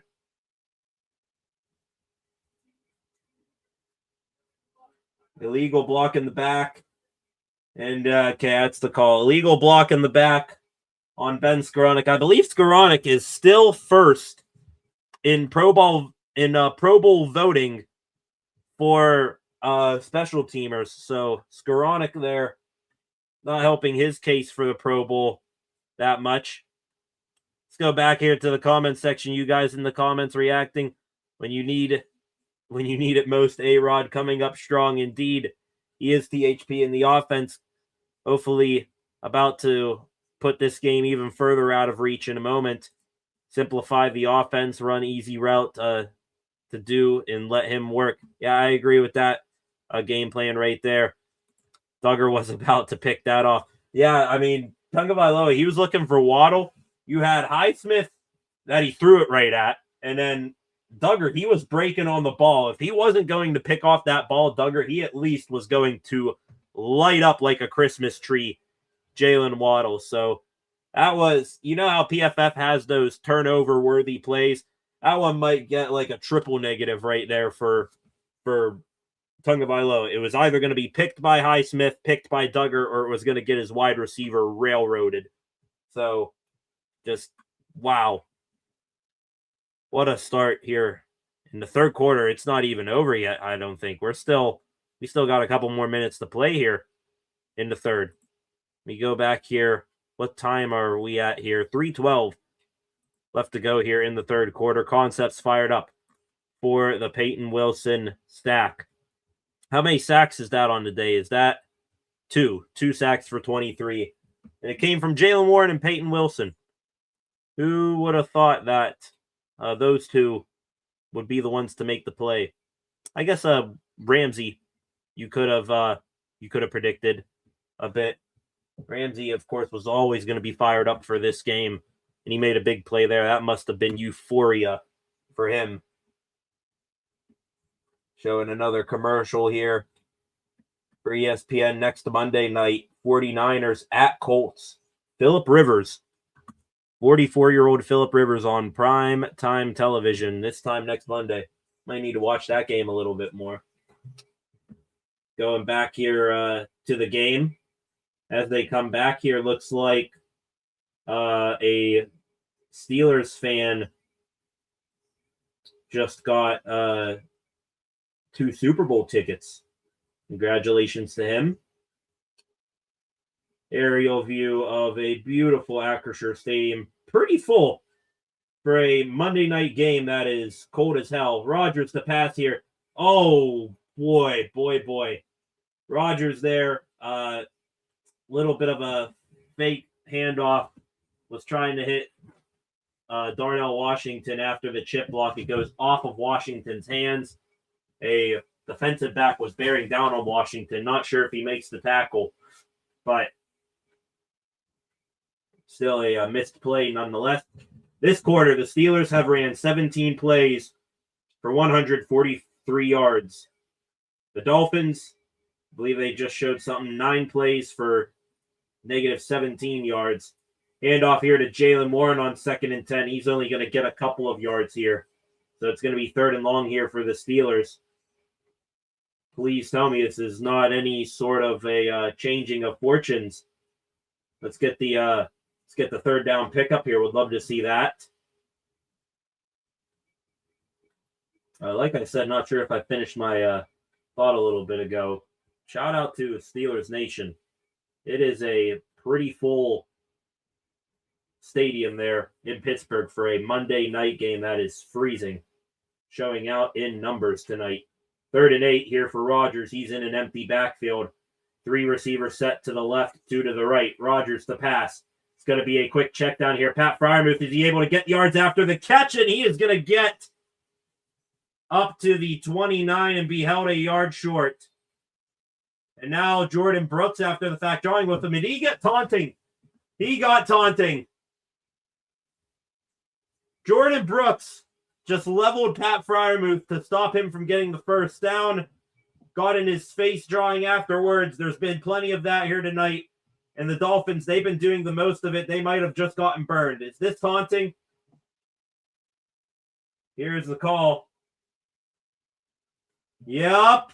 Unsportsmanlike conduct, taunting on the defense. And that is going to give the Steelers a free first down. Brooks has laid a couple of hits, almost had a interception, but his success goes too much to the head. And that is going to be a costly one, hopefully, for the Dolphins. Yeah, Brooks stands right over Freiermuth as Freiermuth gets up and then jaws in his face after the fact. Yep. Yes, stands right over him after the fact. Tries the big dog Freiermuth. Freiermuth gets a little bit of a bump as well, maybe. So now it's 1st and 10. Brooks, 12 tackles, 2 TFLs, and a sack tonight. Almost a pick as well. Rodgers under center here, 1st and 10. Looks like Kenneth Gainwell's in the backfield at the 36. Rodgers, handoff. Gainwell, again, finding hole up the right side and getting into Miami territory down at the 49.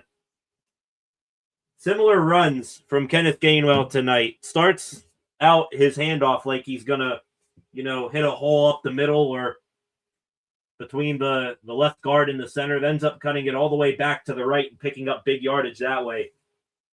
He's had success with that type of run tonight. It's now 2nd and 1. It's like we got Spencer Anderson in the game here. He is at left guard. Another handoff here for Gainwell. That's going to be enough for a 1st down here. What the hell happened to Isaac Seumalo? Let me go here. We have anything on Twitter on that? Didn't realize Seumalo was out until now. Did he just get out? We'll have to see here. 1st and 10 again here. 3rd-yard quarters now. Steelers are up to 163. The Dolphins -20. Ball is at the Miami 46. Pat Freiermuth lines up as a receiver. Rodgers to pass. Looking to the right. Rodgers got a man chasing him from behind, and he is going to scoot out of bounds after a gain of a couple, but a flag is down. It was down as he was scrambling, so this is going to come back here. Nothing I am seeing on Isaac Seumalo. There's some jawing after the fact. Rodgers is arguing with multiple players on the Miami sideline. He is giving it to someone. He's not shy at all of making his feeling heard. It's going to be a hold, I believe, on the offense, so move it back a little bit. This is a bit of a less successful offensive drive up until this point for the Steelers. But hey, hopefully they get things going. Jordan Brooks, after getting the taunting penalty a moment ago, now on the sideline trying to stretch out his ankle. And with that is going to bring an end to the 3rd quarter. So after 3, that might be one of the more electric quarters of football you will see from the Steelers this season. Excellent stuff right there from the black and gold. 21-3 as we head into the final 15 minutes of play. I know targeting on Brooks. Clear helmet to helmet, says Concepts. Get your old ass on. Someone just said to Rodgers on the side. Well, that old man, that old ass, it is cooking the Dolphins defense up so far tonight. Back here in a moment. Maybe one of the final commercial breaks tonight. 4th quarter coming up.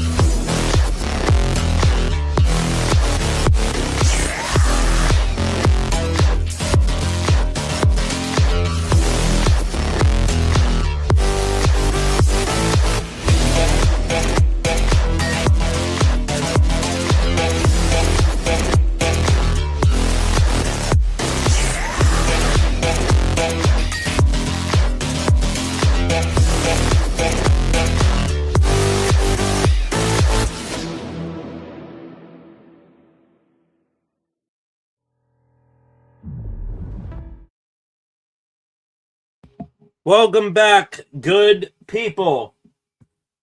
Final quarter of play. Going to start here with the Steelers on a 1st and 15 from their own 49. Rodgers here. Quick pass leaking up the middle. It's Pat Freiermuth, and from the 49 in their own territory to up past the Dolphins 30. That is a nice nutshell encapsulation of what this second half has been. Rodgers, they click a quick flick of the wrist to Pat Freiermuth, finds him, gets him running. Rodgers now 21 for 25 tonight for 209 passing yards and 2 touchdowns. Rodgers taking the snap, handoff to Kenneth Gainwell. Gainwell shaking and baking, and he is going to be tackled by Tyrell Dodson after a gain of 5 yards. Steelers, a nearly perfect second half thus far. The offense could continue that with another touchdown drive right here. Inching closer to that. Rodgers, stellar tonight. DK Metcalf, a beast. Jaylen Warren and Kenneth Gainwell, A+ out of the backfield. Other guys coming along as well for the ride tonight. Rodgers here, looking to add to his passing total tonight. It's going to be a check down here to Jaylen Warren up the sideline, knocked out of bounds at the 13. That's another Pittsburgh Steelers first down. They again, another trip to the red zone. Back to the comment section real quick. Definitely the best third quarter this season for the Steelers, says Freight Train. Not counting out the Finns, says Flacco. Not counting them out yet, but it is getting real late, real early here for the Dolphins. After that run there for Warren, there's a man down. Not sure who it is. Is someone for the Dolphins? I don't know who's down right now. I didn't see. Maybe I just heard Joe Block say Minkah Fitzpatrick. Concepts confirming Minkah Fitzpatrick. No. Come on. Not Minkah. Anybody else but Minkah. I still like the guy. I know we're kind of kicking the defense's ass tonight, but come on, don't be doing that here to Minkah. Come on. Concepts here in the comment. Neat seeing Steelers go over and show love. That's still their brother.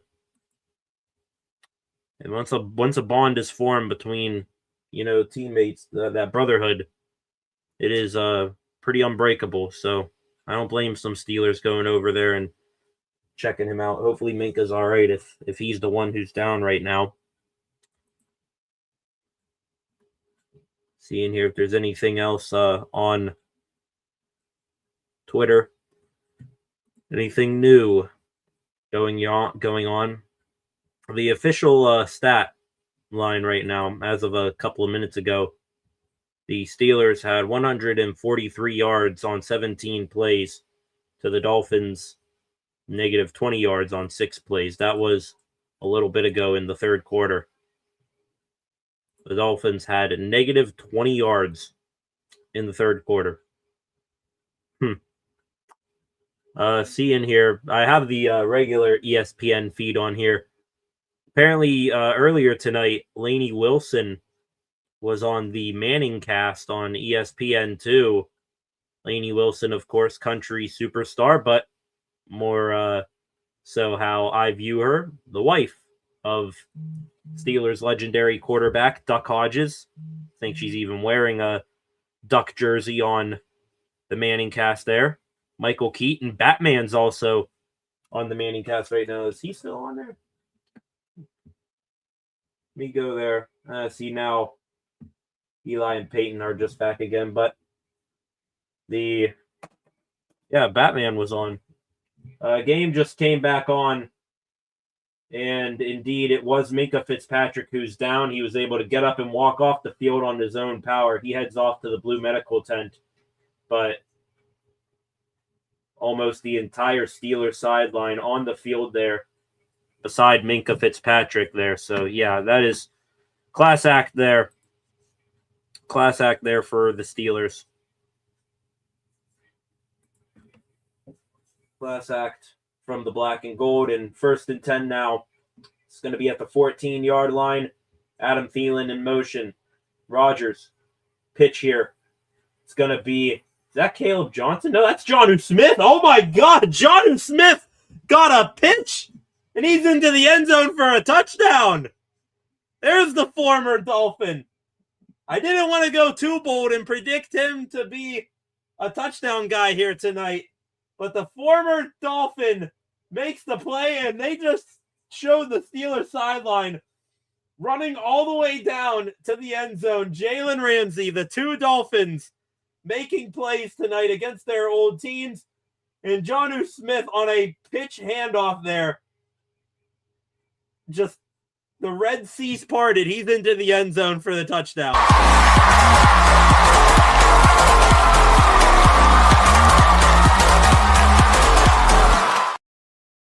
Extra point from Chris Boswell is good. And the Steelers have now taken a 28-3 lead. And it is the most unlikely of characters. It is Jonnu Smith who gets a pitch handoff and goes all the way to the end zone for 6. Wow. I knew they were going to try to do something with Jonnu, but I thought it was getting a little too late for that. Jonnu Smith, his first touchdown, and who the hell knows how long. He burns his old team just like Jalen Ramsey did earlier in the game with a sack. Concepts bringing it up right there. Flacco, I knew it. I knew it, says Flacco. And ran the clock to the whole way to the end zone. Prime time double check there from Concepts. Again, the Steelers, another nice, long, time-consuming drive. That time, they shaved over 5 minutes, 5 minutes, 11 seconds off the clock. And it is capped off with Jonnu Smith rushing the ball into the end zone for another score. Spencer Anderson, I'm seeing even was out there as well. So that was the jumbo tight end package. And the tight end still got the ball. Hell yeah. Jonnu Smith is the yak god, it says Concepts. I would like to see them get Jonnu Smith the ball a little bit more to, get that yak going. Still, though, you bring up a great point, Concepts. That is what he was fantastic at in Miami last year, in that big year he had. Hasn't done a whole lot of it here in Pittsburgh. Hopefully, that'll be starting up again here soon. Love that from you there, Concepts. Let's go here. 28-3 now. We got 13:01. Apologize here. I think I have a sneeze. There we go. I was able to mute my microphone so I didn't blow out anybody's ears. Ryan McCullum at left guard now. Sayamalu is out, says Concept. So they had Spencer Anderson in there. Sayamalu is out. I didn't notice Ryan McCullum was in there. So we'll keep an eye on Sayamalu. That may be the lone negative from this ball game if this score holds at what it is right now. Sayamalu going down with injury. Hopefully he is all right. He is a big piece of this Steelers offensive line. It's a tricep injury for Sayamalu. So it's not the pec injury that he had earlier in the season. It's a tricep for Sayamalu. Return here for D. Eskridge. He is going to get up past the 30 and be shoved out of bounds by Chuck Clark, a little bit shy of the 25. Skycam here showing PNC Park for ESPN. I wish the Pirates would do something. That'd be really nice if you want to, go to a negative storyline in Pittsburgh sports. I wish the Pirates would actually, do something of note. I kind of crashed out on them on Twitter, more specifically Ben Cherington today. Philadelphia Phillies signing power corner outfield slugger Adolis Garcia. He was a guy I wanted the Pirates to go get bad, and they didn't. Instead, he goes to the other side of the state on a 1-year, $10 million deal. It's not like the Pirates have been super inexperienced in giving out 1-year deals. I would have given him one for 15, honestly, but I guess Ben Cherington is going to wait until all of the good options are off the market before he signs anyone of note again. Typical BS. I'm not going to sugarcoat. Typical bullshit from the Pirates. And Ben Cherington and Bob Nutting. How you can suck for so long at your job and still keep it. It is a amazing feat. Tua had a check down completion there, I believe, to his running back. They got a first down there. It's going to be a toss play here to Devon Achane. Achane stumbling before he heads out of bounds. That's going to be close to another first down, and they are going to give him the first down. So the Dolphins here, or no, they do have him short by a yard. I was going to say the Dolphins 2 plays, 2 first downs, but they do held him to a gain of just 9 there. Back to the comment section. Finally, a game I'm not at risk of a heart attack watching, says Freight Train. We still got over 11 and a half minutes left to go, so don't say that yet there, Freight Train. But we're on track to have that there, Freight Train. Thank you for the contribution again, by the way. Going to catch up to your comments here in a moment. Tua to pass again, firing over the middle. Caught by Jalen Waddle and tackled down at the 26-yard line. Jalen Waddle. And now he is slow to get up here as Waddle. He is a little banged up right now. Now is the time where I would like to not see the Steelers defense be, super passive. Can we apply more pressure here? Don't let the Dolphins score and start to gain a little bit of hope here. Tua in an empty backfield here motions everyone out wide. Tua now 8 for 12 on the day passing, looking to improve that total here. Firing over the middle, caught by Darren Waller. All the way down at the 7-yard line. Tua with a nice touch pass over the middle to the former Raider, and I believe former Giant? Former Raider at the bare minimum. Waller working on Patrick Queen in zone coverage. Rubs him off a little bit and then makes the jumping catch. Tackle made by Ramsey on the play. And the Dolphins quickly here down to 1st and goal from the 6. Dulcich, the tight end in the backfield with the running back Achane. Tua, the snap, looking to pass. Still looking. Losing time. All the way back at the 25. Circles around. Tua just going to throw it, and it's out of bounds, incomplete. Closest man was Achane near the sideline in the end zone. Jack Sawyer was in front of him, though. You had someone there coming downhill in a hurry at Tua as he was scrambling out to the right. Might have been Patrick Queen, lucky to just get rid of it, or else he would have had shades of Matt Moore when he got absolutely bulldozed by Bud Dupree many, many years ago. 2nd and goal now. Achane to Tua's right. Tua taking the snap, looking to pass, looking to the right. Fires one, a floater, and it is caught in the end zone for the touchdown, Waller. That is a big man Moss touchdown for Darren Waller. And a mismatch for the Steelers. It looked like Asante Samuel was the man in coverage. Indeed, he was. Asante Samuel, I believe 5'10", 5'11" at most, where he clocks in at. Meanwhile, Waller, a massive human being. Waller is a 6'6" tight end. 5'10" against 6'6" doesn't work in the 5'10" guy's favor all that much. Dolphins, they're going to go for it here on a 2-point conversion, try to eat away at this lead. Ingold in there, the fullback. Tua to pass. Firing, and that is going to be too high, incomplete. Nobody really had a chance, and Jalen Ramsey making the play right there Tua was looking for Waller again, and Ramsey was with them all the way. So the Dolphins, they get a bit of a response. Waller going up on Asante Samuel Jr., but the Dolphins fail the 2-point conversion, so it will remain a 28-9 ball game.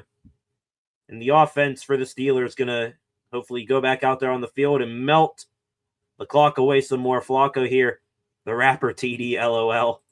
Concepts here. I do hope we see some Caleb Johnson. I would like to see that up by multiple scores here, getting later in the game. Get him some action. Not just a handoff here and there every single game like what they've been doing. Get him a drive where he's the guy. Can't,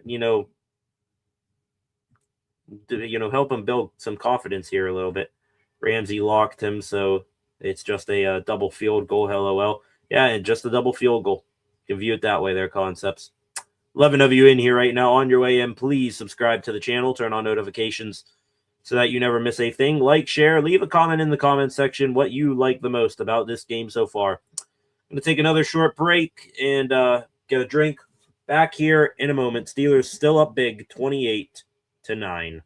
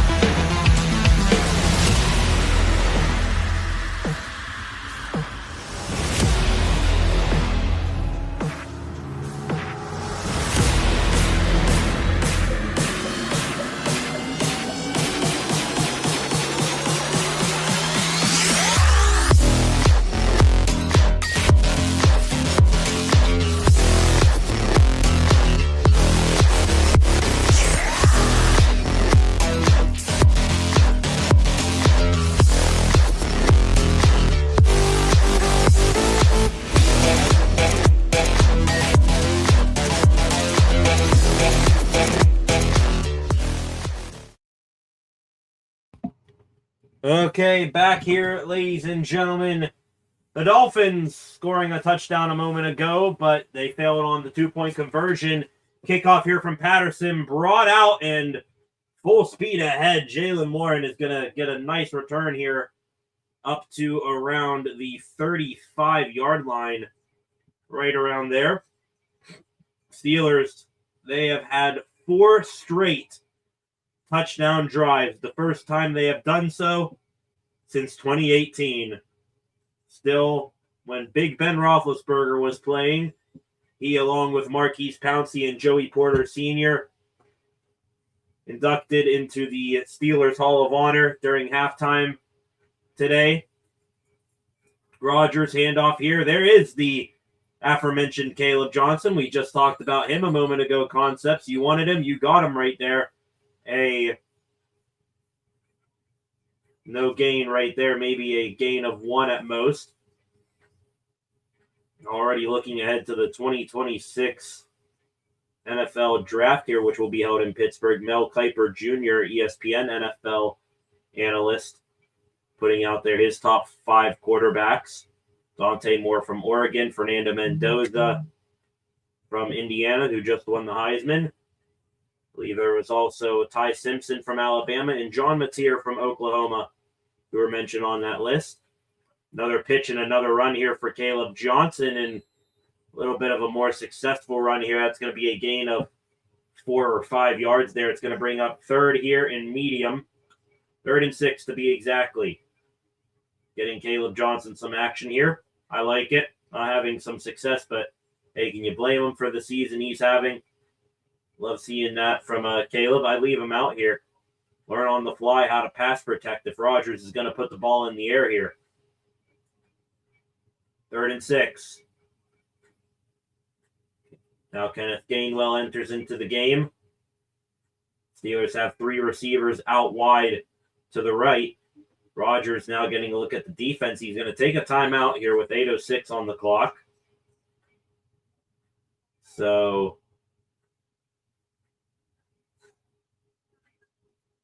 Rodgers spends the Steelers' second timeout of the half. The Dolphins have yet to burn any of theirs. Back to the comment section. Black Magic in here. First time hearing from you tonight, Magic. What is going on? Mike T. for life. Definitely coaching with some more aggressiveness tonight. Love seeing that, Magic. Caleb is in. Glad to see it. Glad to see that the Steelers showed up for a night game. Assuming that they are going to continue the way they've been going here in this one.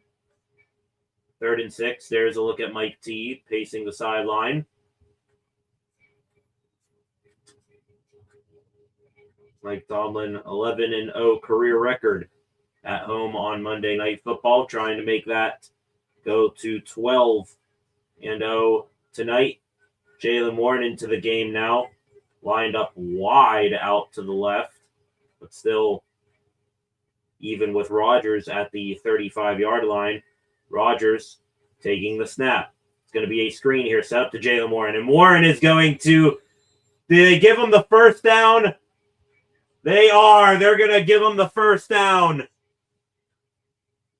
Got every inch he needed, and he needed all of it to get the first down right there.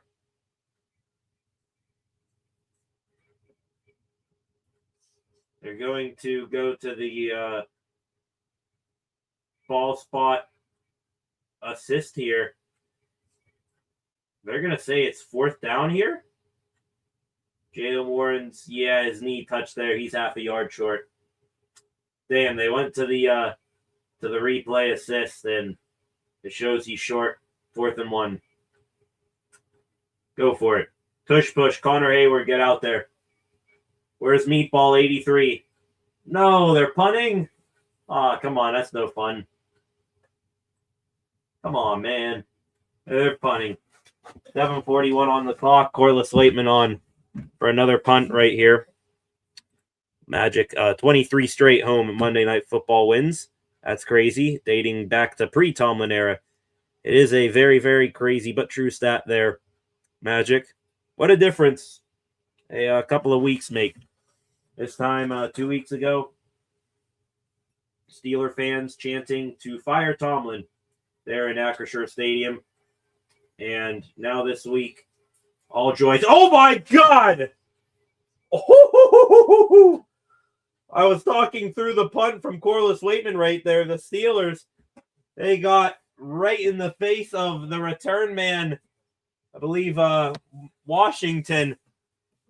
He was able to spin away from a couple of defenders, but then Carson Bruner, a heat-seeking missile, ran right through his face. What a play there from 44, the 7th-round rookie out of Washington. Excellent stuff from him.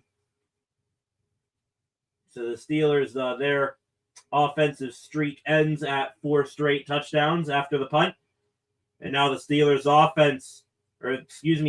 defense, they're able to get a key stop here. Could all but ice this one away. Tua here, faking the pitch. Tua to pass. Now hits Jalen right out of the backfield. Wright is going to lower his shoulder. Kyle Duggar shifts his weight and slings him down to the ground. That is going to be a pickup of maybe 10 yards there. It's going to be close to see if they give him the first down. That is, going to be a gain of 9. Was curious if they were going to give him the first or not there. They do not. 2nd and 1 now. The Dolphins moving quickly here, fighting for their playoff lives, as mentioned before the game started tonight. The Dolphins with a loss eliminated from the postseason. Tua moving all around. Fires now. Caught there and laying the boom is Patrick Queen, and Julian Hill. He is fired up after absorbing that hit. Points at Patrick Queen, and that is why Queen gets paid the big bucks. dropped back into zone coverage, came up shoulder to chest on Julian Hill, the tight end, and then just was walking away after the fact, takes a shove from Ollie Gordon, a bit of a face-to-face mask collision there with Hill. Nothing dirty about that play. Two to pass again. Pressure collapsing all around him. He's going down. Highsmith created the pressure. Captain Cam Hayward finishes off the sack. It is a loss of 7 on the play. And it's another sack for this Steelers defensive front without TJ Watt. Highsmith around the edge, forces Tua to step up. Waiting there for him is Cam Hayward.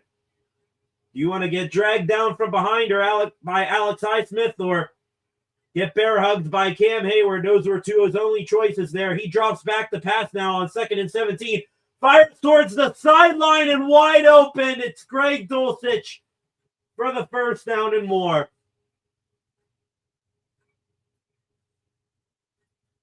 Dulcich stayed in bounds after he was tackled by Jack Sawyer. So the clock continues to run. But on 2nd and 17 there, a miscue in the secondary leaves a wide open Dulcich for Miami. And the drive, after moving significantly backwards there, now gets to midfield. Ball is at the 50. Tua fires here. Caught and juggled there by Darren Waller. That was an awkward catch by Waller. He was running it out, and he, as the ball was, still tailing away from him, he stopped because he heard the footsteps of Asante Samuel, who was going to absolutely obliterate him down low. And Waller's lucky Asante Samuel Jr. did not just buckle his knees. Samuel, good job on him as well for holding up as much as he could. 4-yard gain. It's 2nd and 6 now. Waller in motion. Tua with Achane to his left, takes the snap, looking to pass again. Firing, caught short. Darren Waller. Waller gets ahead up to the 37-yard line. It's a first down gain, and the clock now under 3.5 minutes coming up here left to play. The Dolphins moving quickly. Clock now at 3:30 and winding down. Tua taking the snap, looking to the left. Now scans back to the right. Tua out of the backfield, hits Achane. He is out of bounds. Clock will stop at 3:19 left to go in the game. It's going to be 2nd and short here. It's officially a 6-yard gain for Achane. The Dolphins, 7 plays for 55 yards on this drive. The killer, though, they have spent over 4 minutes off this clock already. Definitely not what they wanted to do here, trying to get as much points in as little as time possible. Wide receiver in motion. Tua looking to the right. Tua now stepping up. He's going to try to scramble. Houdini's out of pressure, and he hits Achane. And Achane's up past the 20, the 15, and down at the 13. Oh, my goodness. I think that might have been Logan Lee who nearly had the sack on Tonga Vailoa. Tua able to step out of it, keep his balance, and find Achane. Clock continues to roll, though. It's now at 2:40 and winding down. The Dolphins are going to try their best to get, assuming they can't get out of bounds, 2 more plays here before the 2-minute warning. But as I say that there, the Steelers, they're going to take their final timeout here with 2:36 is where it stops at. I guess in spite of letting the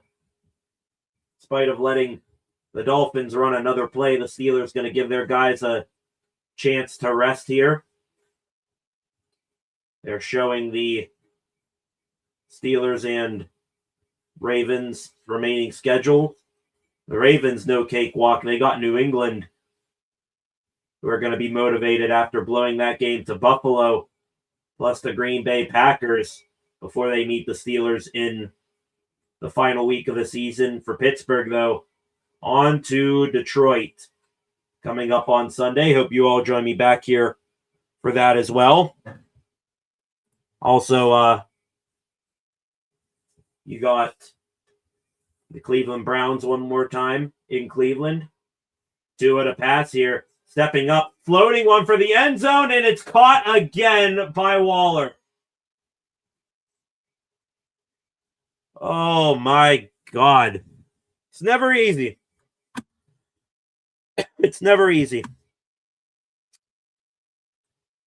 Forgot about the comment section there for a moment. Looking here again. Concepts.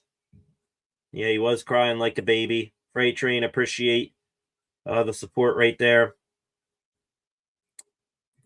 Oh, my goodness.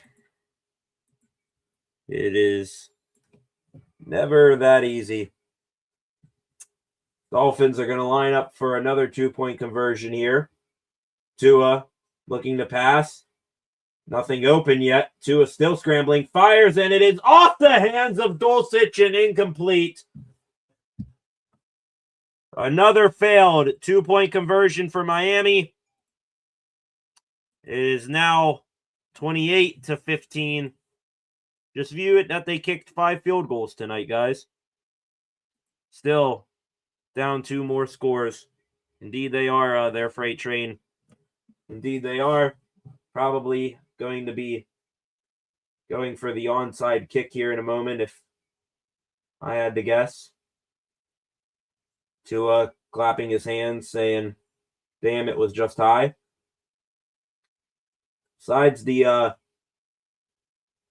pick, the horrendous-looking pick to begin the game, I will give Tua Tagovailoa his flowers here. He has played a better than expected game up in the cold for once tonight. So Tua, my credit to him. Indeed, the Dolphins are going to line up to kick an onside kick here. We've got 2:32 left on the clock here. Steelers, no timeouts left. The Dolphins, they have all 3 of theirs. 2:32. Rodgers pacing on the sideline, waiting to go back out there. Let's see who the Steelers have out here on the hands team unit. Patterson is lining up like he's going to kick it to the right here, waiting for ESPN to give another shot here of the whole field so I can see who's over there waiting.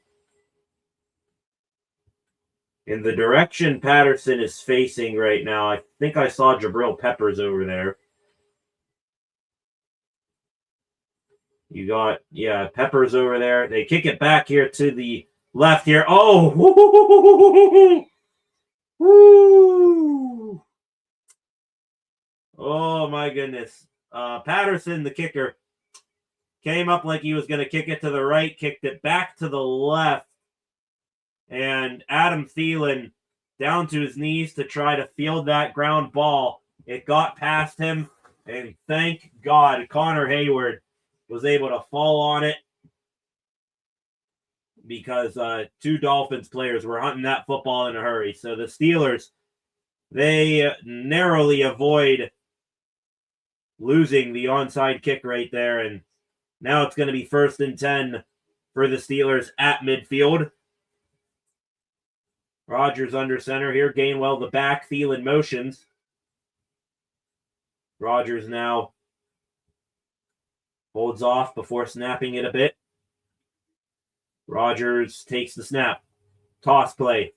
Gainwell to the right. Gain of about 3 or 4 yards right there. And that is going to be... No, it's not. The Dolphins, they're going to start spending their timeouts. It is going to be the first of their 3 here tonight. Going to milk the end of this game out here. Hayward to save the day, says Concepts. Both Haywards, I mean, Cam had a big sack there on that last drive.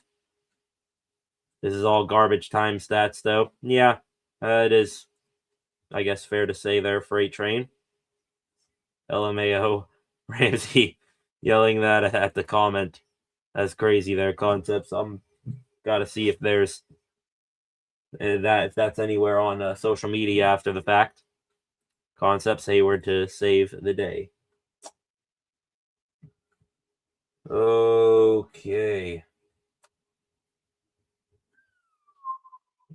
Dolphins gonna, I assume, after the Steelers run this again, take their other 2 timeouts. So the ending of this game is gonna be really, really milked out. Remember, the Miami Dolphins, they did a snow practice. Really did them a whole lot of good getting prepared for this game here today. Seeing a comment here from a Pittsburgh clothing company. Bob Nutting couldn't even be bothered to turn on the lights for Monday Night Football. Remember a time when it always used to be lit up, but now, nope. Not going to showcase the most beautiful ballpark in America because it'll probably draw too much attention to how bad things are for the organization that plays there. Oh my goodness. Eating away the time here. Dolphins just took their second timeout. By the way, there was just a run for no gain by Kenneth Gainwell, so it will remain 6 yards to get the first down here. 3rd and 6. Rodgers is going to break the huddle here. Jalen Warren out there. Jumbo tight end set. Spencer Anderson, Darnell Washington, right offset to the offensive line. Rodgers now sends Anderson in motion. Rodgers faking the handoff to Warren. He's looking to pass. Rodgers, he's just going to fall down now before he is fell on by Zeke Biggers. So it's going to be a sack for Rodgers. He doesn't throw the ball. He goes down to keep the clock from stopping. The Dolphins take their final timeout with 2:14 left to go. So they will have maybe one play offensively and then the 2-minute warning. It's going to be 4th and 13.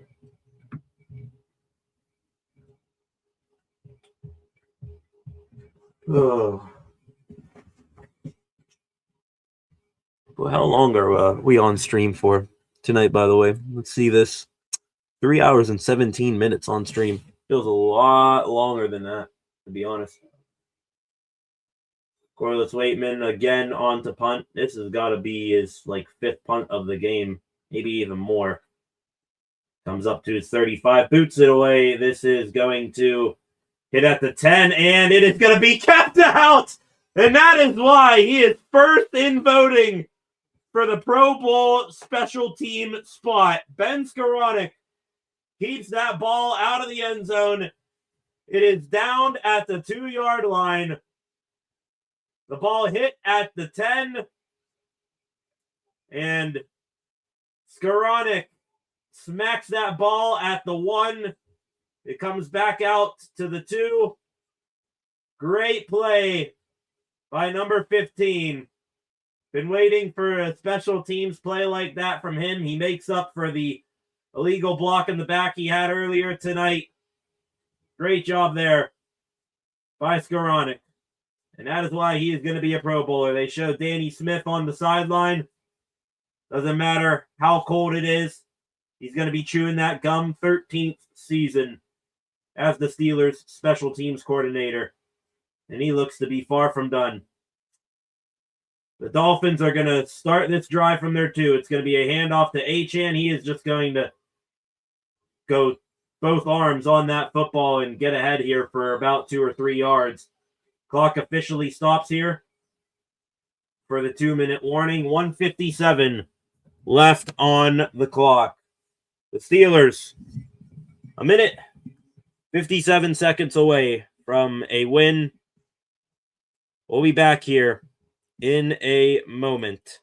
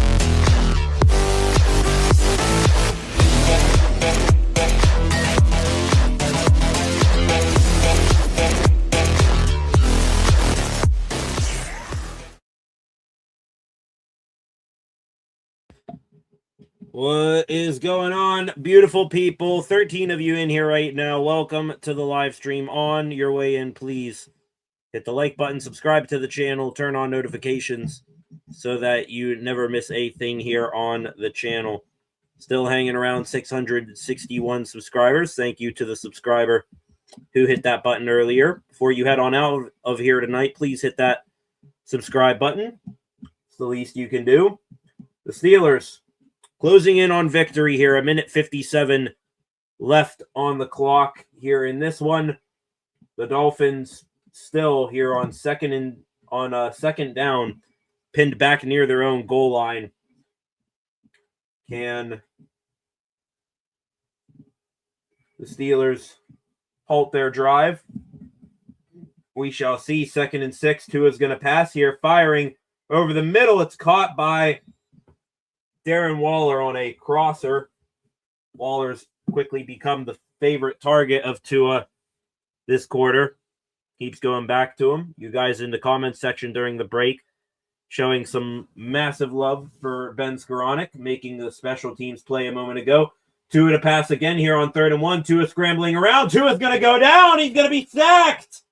Azizi Otomemwo, number 93, hunts down Tua from behind. Tua can't get rid of the ball, and he will lose 2 yards on the play. It's going to bring up 4th and 3. And it's for the ball game right here.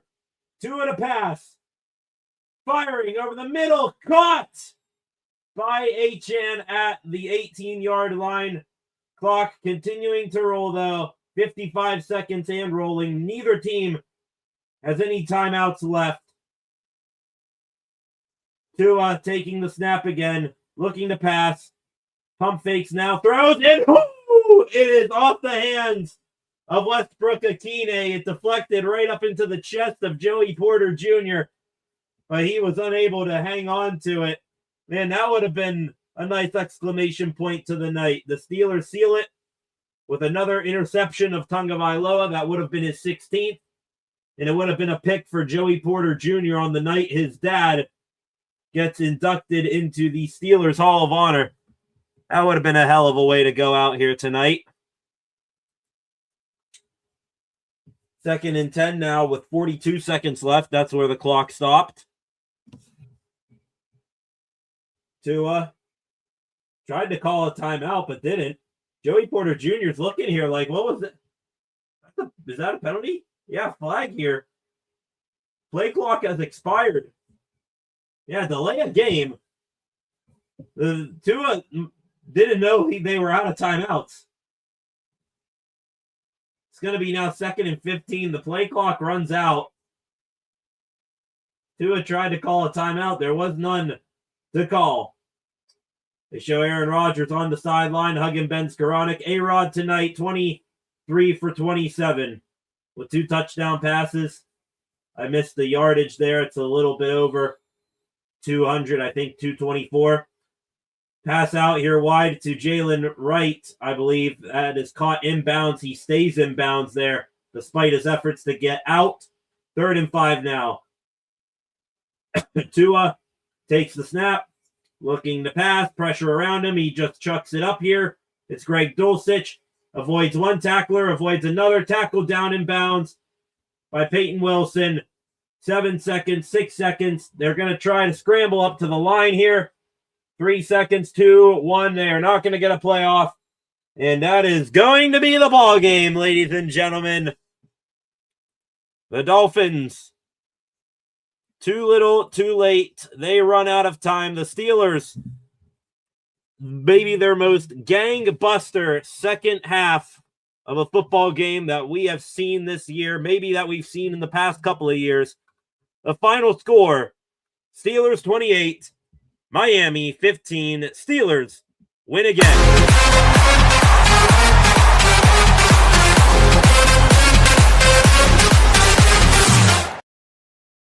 All in all, don't think you can be too disappointed with that performance there from the Steelers. There still are some minor things to, pick apart.